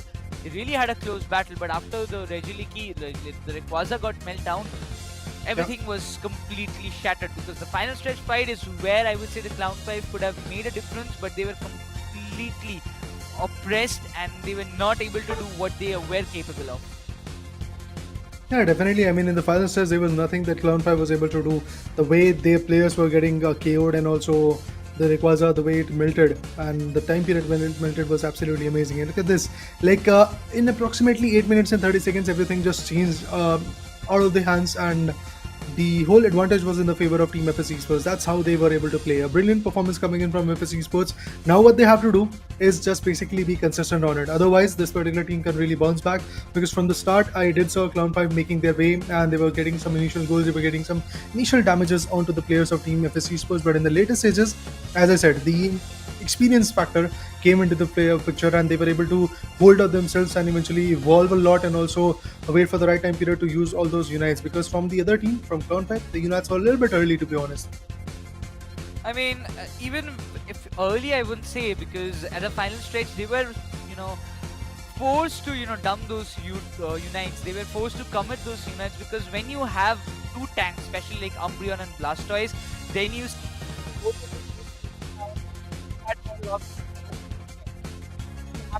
yourself, like I would say what Umbreon and Blastoise were in a situation, they had to go for it, they had to take a chance whether if they can at least stun their opponents. But at that kind of moment, I would say the way FS pressed, or they had an entire control over the side of Clown5 is what that made the entire difference. But in the second matchup that will be coming up next, I'm really hoping for Clown5 to make at least some changes with their picks, in their composition, and also with their strategies. Definitely, there has to be some changes coming in, and also I doubt that Gardevoir is going to get chosen once again, because the pick was not that fruitful, to be honest. Was not able to get a lot of KOs. Yes, eventually with those abilities he was able to suppress the players, suppress the opponents, but at the end I really have to see some control coming in from those individuals, and in that terms I have to say Once again, the attackers have to be a little bit different. They can actually go for Telfox as Team Acetul did, as Griffin was able to go with it. But yeah, the draft phase will be coming in so that we have a clarity. But even before that, we have got the player of game, and it was the MVP known as Berserk, coming from FS Esports, who was playing on Leafeon to be precise. 142 scores, 4 good knockers, 3 assists, and the damage of 44,002. It rating is also kind of good. It's 82. But yes, FS Esports definitely has to step up a lot because being the experienced team, I was expecting a little bit more, like, let's say, one-sided match coming in from their particular corner. Initially, yes, they struggled a lot. Their players were getting KO'd. They were unable to find that advantage. But then they decided to completely farm the whole jungle and eventually get all those AOS energies, all those experience, and with that level buff in their favor and also the right time period and the conservation of that unite move helped them a lot. And the way they were able to safeguard it was absolutely amazing. Like, they didn't dump all those abilities initially. They waited for a really precise time period, and eventually they were able to go for the Rayquaza straight up. But then again, when the players from Team Clown5 was trying to completely indulge themselves and also deny the fact that the Rayquaza was about to be melted by the players of FS Esports, they tried to come back in that scene, but eventually got KO'd themselves. Hmm. A lot of things happened, ups and downs, and we always see it. But definitely, after this kind of performance from FS Esports, they are keeping the benchmark way too high, especially for the experienced teams. If we talk about like Griffin and SATL, I would say it was a clash of the titans or the big dogs in the question. I mean, when you have the one of the best teams already. We know SATL is one of the best teams, or maybe the best team in India. But up against them is a team who got broken down a lot of times. The players who were in the best in their own role got assembled. It's like Avengers getting assembled in a single place, and all the best of the best playing all together and coming up with a new team always creates a lot of True. challenges against the best one who have stick together for a long time. If we talk about the SATL roster, I heard there were a lot of changes, but it seems they are going to stick with the previous roster itself. So, sticking with the old players or sticking with your own teammates who with you have achieved a lot of things, especially went to the world championship, is what makes a lot of difference. And we have seen SATL making comeback in WCS India qualifiers as well. So I'm really hoping for this time also in India Open they will make some kind of comeback, and we might be seeing, might be, this is still a question mark, it's not a caster jinx, you cannot just call it a prediction, but I will be expecting a final where I'm going to witness at least Griffin or FS to play against SATL. Okay. That is something which I also want to see, because when the experience clashes with experience, Yeah. definitely the battle looks absolutely amazing for us, caster, for us, the fans that are watching the stream, and also the teams who are trying to perform. But yes, I would love to see the other few teams who have qualified, be it the particular team which is known as Learn from Past or Build Your Own Legacy. Many teams are there from the particular qualified arena. I believe 8 teams are qualified, 2 are invited, out of which SATL is already there in the losers bracket right now, in the lower bracket. And on the other corner, if you talk about FS Esports, they're trying to be in the winners bracket in the upper bracket, but they really have to perform the way they're performing right now. They have to maintain that gap. They have to showcase their talent. Then only I believe that performance is going to be sustainable enough. Otherwise, Clown5 can bounce back exactly the way SATL did in the previous matchup against Team Griffin. Griffin had that initial advantage with more than like 400 goals in their favor, but in the second one, that small change, like in last just 1 or 2 seconds, everything's changed, because Slowbro from Team SATL Esports was able to get 46 goals in the final stretch time. That too, when just 1 or 2 seconds were left in the ending of the game. So that is something which might happen again. Clown5, if they are able to this time get the control of the Rayquaza, if they are able to melt the Rayquaza themselves, then maybe things will change. But I really have to see what is going to be the case between FSC Esports and Clown5 this particular time. A lot of things happen, the last 2 minutes. Every minute in Pokemon Unite comes and counts. That's the speciality of MOBA games. It doesn't always comes like going in a one-sided way. For the first 8 minutes, it's all it sometimes might see that, oh, this team is dominating, this team might have a chance to win it. But in the last 2 minutes, you get a kind of a chance to, reverse the table. You have got a chance to, completely uh what is kind of a word that I would like to put in? I mean, you can turn the tables, you can flip the coin, whatever the phrase you Uno can reverse put card. in. Yeah, Uno reverse Yeah. should be the ideal word at this moment, because we have seen it lot of times. The final stretch fight flip. In the entirety of the game, one team dominates the final 2 minutes. A team comes, gets the Rayquaza, and boom, the match is over, and that team wins. Who takes the Rayquaza? But also, there also been some instances where even after securing the Rayquaza, team doesn't win.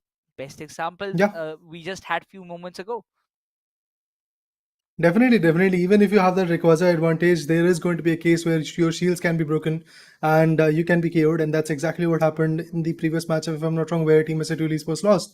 So things like that can definitely be the case, but I definitely have to see how this particular matchup is going to unfold, because again, it really matters which particular Pokemon you're going to ban. Initially, yes, when I saw a Zorak ban come in, I was a little bit confused because that is a speedster which is not being used that much, to be honest. If you talk about the whole day of this initial Pokemon Unite India Open 2023, the day number one, I've not even seen like a lot of Zorak picks coming in. Initially, if I'm not wrong, in the first match between Team Griffin and SZ, we did witness that particular Pokemon being utilized. But other than that, when you talk about a speedster, it is either Leafeon or an Absol coming in way too frequently.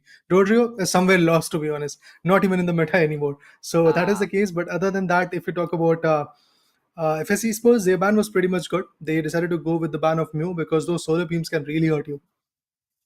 I mean, you talked about Dodrio. I mean, Dodrio, brings back a lot of memories to me. Specifically, True, man. when I was that Dodrio always stays in my opponent. Being a defender, I know how to, try to get up close and stop that Dodrio, but it doesn't always work, right? Because those triple tramples and those unites actually, hurt you a lot.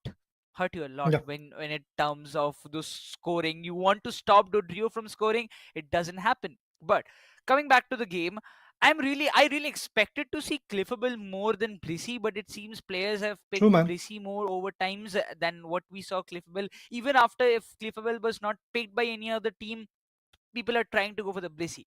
I don't know why, but if that might be their own strategy of picking Blissey in that in case. But also, I am looking forward to see Gudra in the upcoming games or in the upcoming matches that might not be today, but can be tomorrow or the day Yeah. after tomorrow.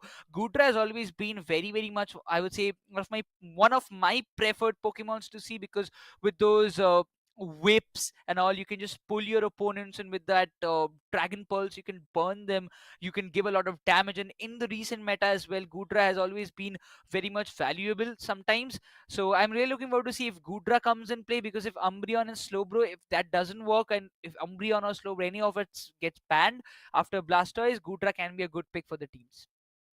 Yeah, definitely that can be the case. But if you talk about the bans from the start of the day, we have seen a lot of bans of Zacian and also Mew Yep. along with it. But apart from that, we have seen few bans of Glaceon.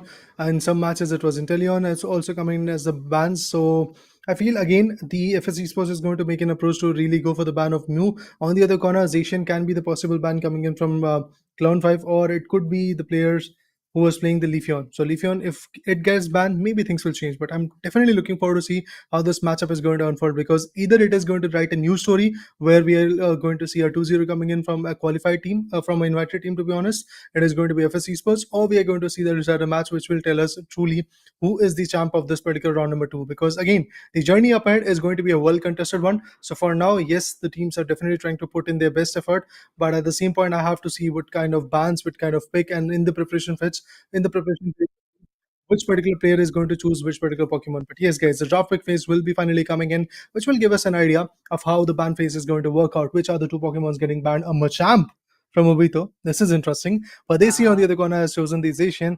Zorak, once again, I have to see which particular Pokemon is it going to be banned. There is a possibility where Zacian is going to get banned by Pardesi. I mean, his team FSC is supposed to be precise. But again, sticking to the Zorak. I really doubt. I mean, Zoroark, banning it, definitely they might have some reason to do it, but I think, I still think that you can just walk away without even banning Zoroark with some different stats, because Zoroark is a kind of Pokemon that can be stopped. But instantly, if we talk about the picks coming up, round 5, they had the first pick chance, they went for the Mew, they want to keep that Solar Beam with themselves to, find a lot of value and go for the steals or secures at the end moment. But that allows FS to go with their dual combination of Inteleon and Leafeon. Oh, this can be dangerous for the players of Clown 5. But on the other corner, they're going to go with the Umbreon as a tank for the team, as the defender. Obito might actually go for the Clippable this time, and there you go, he has got the Clippable. So, interesting choices coming in, but let's see how the other team, FSC Esports, is going to retaliate. Pardesi can actually go for an all-rounder. Sai on the other corner is going to go for the Honor. Okay, he is going to go for a Blaziken. We have a supporter coming in as the Hoopa. So this time I feel a little bit confident by saying that FS Esports definitely have chosen the right ones. This kind of composition looks very, very much dominating, but we see, wait, what? Are we going to see the Urshifu and Buzzwole combination once again? If it is like that, what SNG will tried? This can be challenging. This can be challenging if Urshifu doesn't work out the way, because in the previous match, I believe that it was not the case how we wanted Urshifu to perform. He was completely oppressed.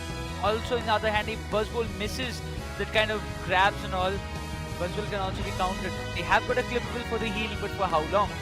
Umbreon and Mew has to do a big job, but in the counter, we see also a Lapras with Person Sense in these held items. Oh my god, this is going to be a match to watch out for, because there is also Blaziken, we also see Lapras, there is a support, you get to see Hoopa. Player has always done a brilliant job being on the Inteleon and Berserk, no cap with that in Leafeon also. So these 2 to 3 Pokemons will be enough, I believe, to complete the match for the side of FS if Clown 5 are not able to perform with these 2 all-rounders that they have picked up. Yeah, definitely it's going to be very interesting, because look at the choice of Pokemon that is there. Buzzwole, Urshifu combination on the inside. Lapras out of the blue is going to be the tank for Team FS Esports. Well, I'm going to hold on to my chairs, because yes, the match is going to be very exciting because of the choices that these individuals have made to be precise. But I'm looking forward to see how that choice is going to get unfold in the respect of the game. Buzzwole and Cliffable on the other corner has been chosen by players like It's Okay and also Obito. So I'm definitely looking forward to see how that play is going to get unfold. But yeah, the choices that they've made along with the battle items that they've got is also very interesting. They've got the eject buttons, they've got a interesting approach of a full heal, and also XP is going to be the case for Team Clown 5 on the other corner. If we talk about the place of FS Esports, Berserk is there with the eject, same as the case of Inteleon, the Hoopa, along with Blaziken as well. And we have an XP coming in for Lapras, which is kind of very good. Hoping for a great contest. Let's talk about the second matchup when this BO3 series starts right away. Clown 5 versus FS Esports, where we see FS Esports taking a 1-match lead already. It's going to be important for Clown 5 to bounce back in this one, otherwise it's all done and dusted. Clown 5 will be going and moving down to lower brackets, while FS will be able to keep themselves alive and the winners, or I will see the upper brackets. But now, as we mentioned, Buzzwole on the top lane trying to stop the stack happening for the side of Blaziken, which will be important, while the Tofu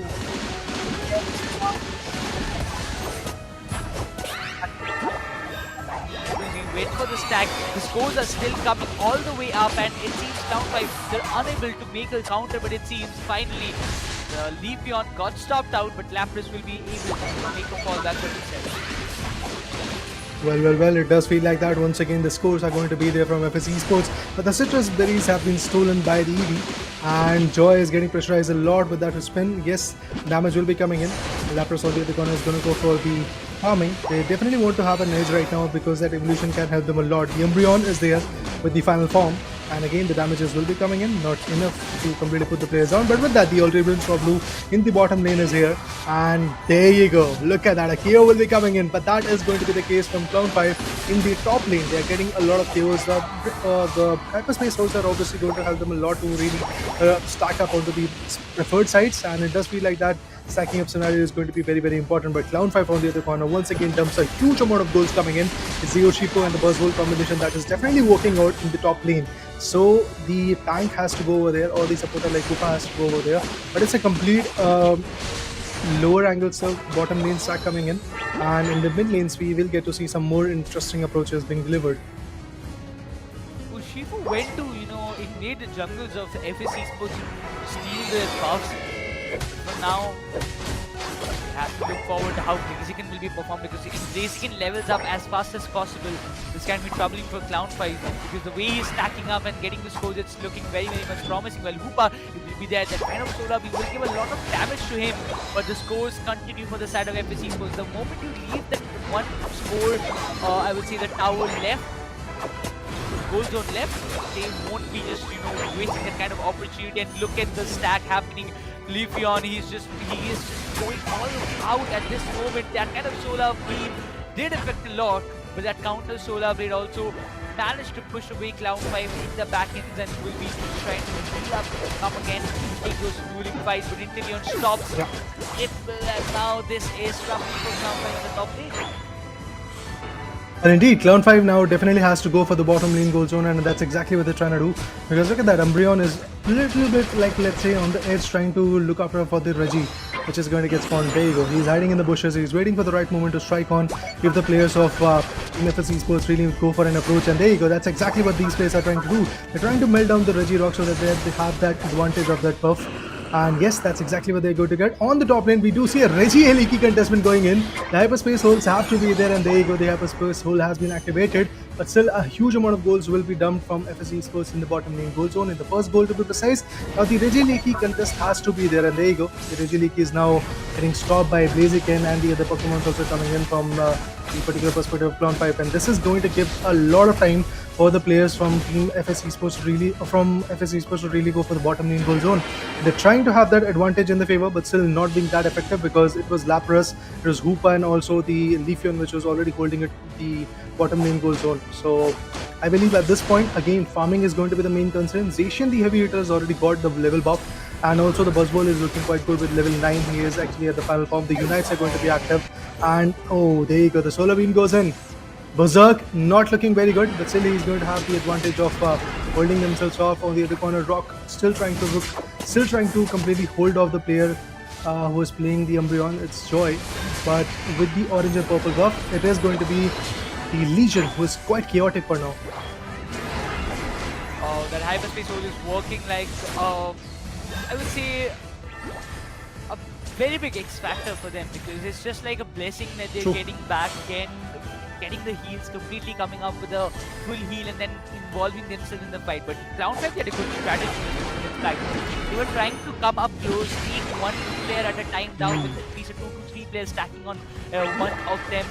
Getting one by one them taken down gives a lot of room for Cloud5 to pressurize Esports. But it seems it's not actually working.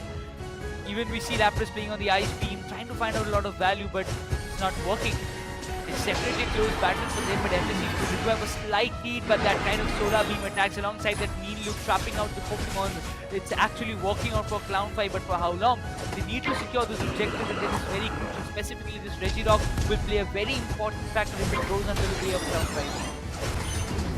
Regirock is here, they're trying to melt her down on the top lane. We do see a Reggie Leaky coming in, but Inteleon gets the Buzzwole. But that Urshifu is also not at all looking good, but at this point the players are going to fall back a bit.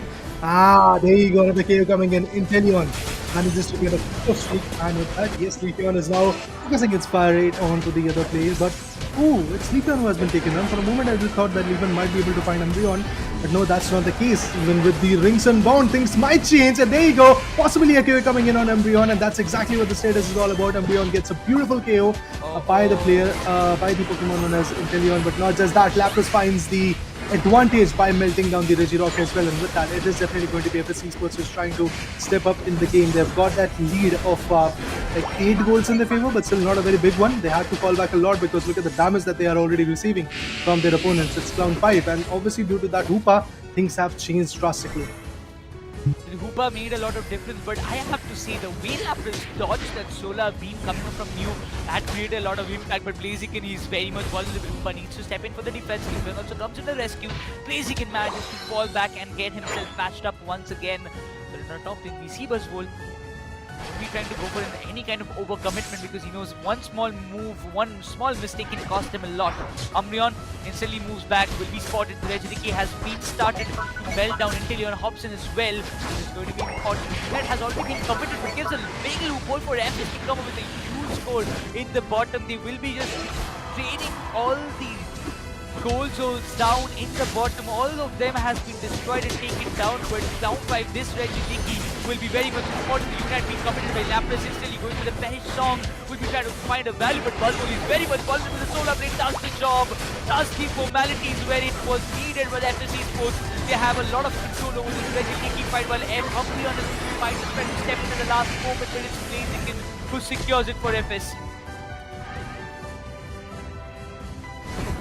Well, 2 minutes and 35 seconds. Pretty soon the Rayquaza will be coming in, and it is going to give a lot of upper hand for Team FS Esports because they've already got a lot of serious goals in their favor. Even the Reggie Leaky is now actually at the contest.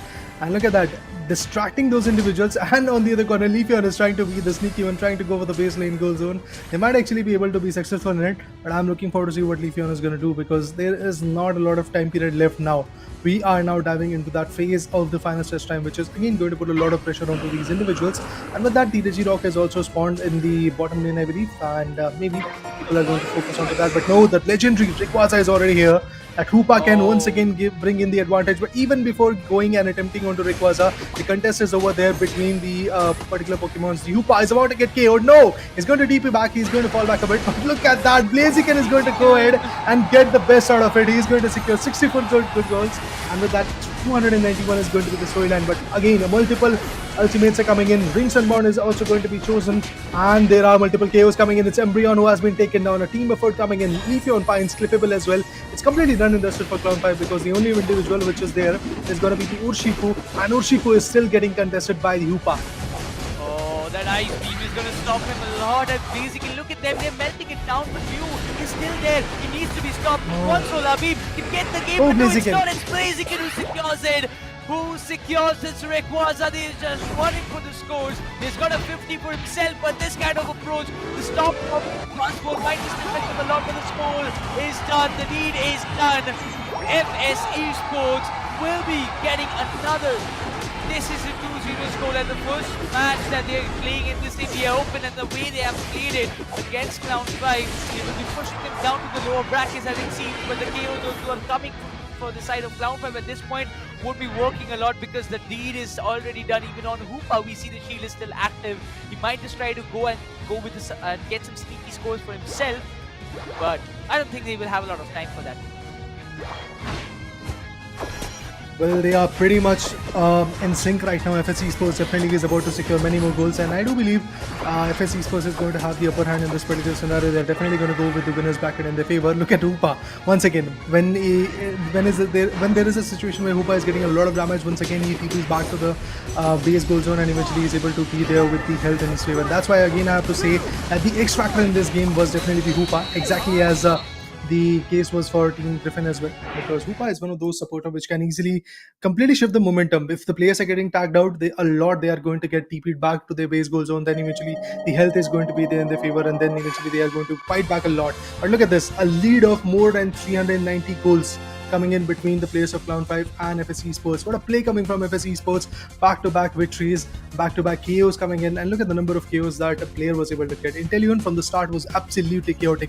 He didn't even focus on getting those goals. He was trying to just completely nail down the Buzzwole and also the Urshifu coming in from the opponent's perspective. And also look at the level buff. 15 is the level of player. There is nobody who's pretty close to it. It's just Buzzwole, Obito, who has still not been able to be that fruitful. And if I talk about the KOs coming in, it is Things who was able to get 4, but the MVP from Team Clown5 is going to be Obito. I mean, once again, you can just get the exact idea or the exact example of what I was talking about earlier with this in the draft phase, that if Buzzwole and Urshifu both are very strong picks and a bold picks, I would say, that too against when you have like Blaziken or Leafeon, Inteleon up in your opponent's side, but the means it was all where the team game mattered. FS Esports, you can just see Pardesi, he doesn't have a lot of KO, but the 7 assists that he had, it's very much valuable. With those hyperspace hole, instantly teleporting your teammates from one lane to another, providing with those hyperspace hole in the right moment where they can just fall back, go to the base, again patch themselves up with a complete HP, and again return to the battlefield and take the fight. It was really amazing how Pardesi played, and that's why I always say that Pardesi on Hoopa has always been very, very much prominent for his team, no matter what it takes. You can see the recovery of 65,000, which is almost not that close, but still a lot of contribution coming up. It's almost equal to Clippable if it comes to the contribution percentage. But the amount of damage that we see that Blair and Berserk have done, 86,000, in a comparison, Legion seems to be a little bit closer, but others, they're way too far. Yeah, definitely. I mean, there is a very big difference coming in between both the particular teams, and look at the performance that individual players were able to get. Legion definitely was absolutely amazing with his solar beams, and he was able to get a lot of output. And even if you talk about the utils and also the health items being used, at that point, I have to say once again that a conventional approach from the players of Team FS Esports on the other corner, Team Clown5 definitely struggled a lot initially. They were able to get that advantage, they were able to get some decent goals in their favor, but at the end, like at 6 minute marker or 7 minute marker, completely the things decided to change, and there were a lot of chaos coming in. Blair was absolutely phenomenal on that play. He was getting multiple out of it, and Berserk on the other corner was also quite phenomenal. But look at this, you'll get to see the graph coming in. Initially, as I said, it was the team known as Clown5 who was able to get that initial advantage of securing 78 good goals. But at that point, yes, the Reggie Leaky was in the favor of team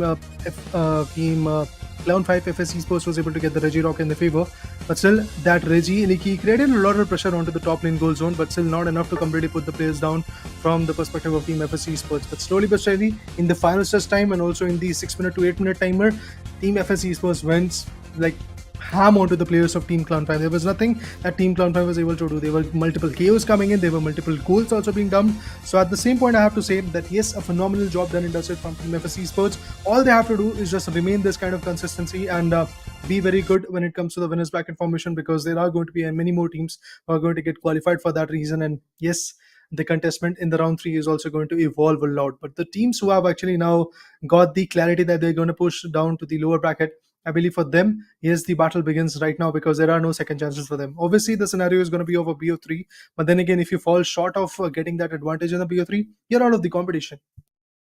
I mean, when you have also teams coming in the way like SCTUL Esports, yes, they might have been pushed down to the lower brackets, but you know, if you're a new team facing teams like SCTUL or any of them in the lower brackets is always challenging. But we'll have a look at the player of the game. Who is it? It's going to be Rook playing on the Lapras. I mean, I have to give him a lot of credit, because the amount of damage that Mhm. he tanked for himself, for his team, was immense. Always trying to back up for, provide backup for his teammates whenever they were struggling, or trying to, take the damage on himself when anybody was Yeah. in low HP and trying to fall back. Was how impressive Rook, performed. He had got 4 knockouts, he's got 8 assists for himself, but total of 51,956 of damage. It's still a lot for a Lapras who has been recently nerfed. I mean, definitely, it's quite a huge amount of damage that has been delivered by Rook, and I was a little bit surprised to see that he is going to go with the Lapras, but in the end, the way he was able to become fruitful with it was absolutely phenomenal. That shows that these are the individuals who can bring in the meta in their favor, who can explore newer thing and also put the right output in their favor. So, absolutely amazing play coming in from FSC Esports, and have to once again congratulate to this individual Rook, the way he performed, the way he got those knockouts, and also the assist, and even the goals were also kind of decent. He was able to get 58 out of the 491 goals that were dumped by a Team FS Esports. Damage is definitely phenomenal. And being the defender, yes, he definitely did his job, and due to that, FS Esports now have got the upper hand. But I have to say that Hoopa definitely helped them a lot. Hoopa actually played a lot of. I would say, like, Hoopa is already one of a kind supporter that there is Yeah. no alternative for it. You cannot get Mm-hmm. any alternative for Hoopa, no matter how many supports you bring. Let it be Cliffable, Blissey, anyway. Hoopa Yeah. is a kind of supporter who always buys, reduces your traveling time, reduces your time to, go back to the base, get your heal, and then again come back to the battlefield with the jump pad. It saves you a lot True. of time. Also, with those rings inbound, when the Unite comes into play, he can give a lot of damage to the opponents, and that's what you need from a supporter as well. Providing you the support Yeah. at the right times and helping you out with those heals and all. But in that, all in all, we can say that FSC Sports, they have started this season of this entire, I would say, from India Open for now. Again, it will turn out to be Asia Champions League again down in this year. Then after that, we'll have the WCS once again. The same format goes on and on every year. But for India Open, FSC Sports, they definitely had a great start. I wouldn't call the same for SATUL, the two out of those Yeah. two invited teams, but still the bracket looks like in this kind of way after today's all three games that we witnessed. We saw the first game Mm-hmm. of Griffin and SC, where we saw Griffin winning and then coming down to face SATUL, where they also defeated SATUL and pushed them down to the lower brackets, and they have moved up to round number 3 of the winner brackets, and they will be waiting for one team to come up and take the fights, out of which in Revenant they will be facing each other tomorrow. Well, yeah, True Gravity and Revenant, whoever wins is going to get ahead and fight against Team Griffin. Along with that, if we talk about the particular play of Team Forge Your Legacy versus NDY, that particular play is going to give the opponent to FS Esports as well. And obviously, the teams who are going to lose from the upper bracket, the winners bracket, are going to go for the lower bracket, and that contestment is also going to be quite surreal. But we really have to watch out what happens between SATL Esports and learn from past, because as the name suggests, they might have actually learned a lot from the past, and they might actually be able to completely eliminate the team known as SATL Esports. But for that reason, yes, SATL Esports has to step up, because in the second match against Team Griffin, yes, SATL Esports was able to completely bag it out, but that was a close victory, as I said initially, all thanks to that slow bro and the 46 goals that he was able to get done and dusted in the second match in the last 10 or 20 seconds that was left in the final stretch time. But that kind of approach is obviously going to be a risky one, because you never know if you are able to secure that goal or not. Maybe there is going to be a hindrance coming in, maybe there is going to be someone who is going to completely put you down. So for that reason, I do believe SATL Esports once again has to capitalize from the start and also get the Rayquaza in the favor. But yeah, they were able to deny that Rayquaza advantage when it comes to Team Griffin. So it was a good play coming in, but somehow SATL Esports was unable to get that edge in their favor. Even if we talk about the first matchup, All Might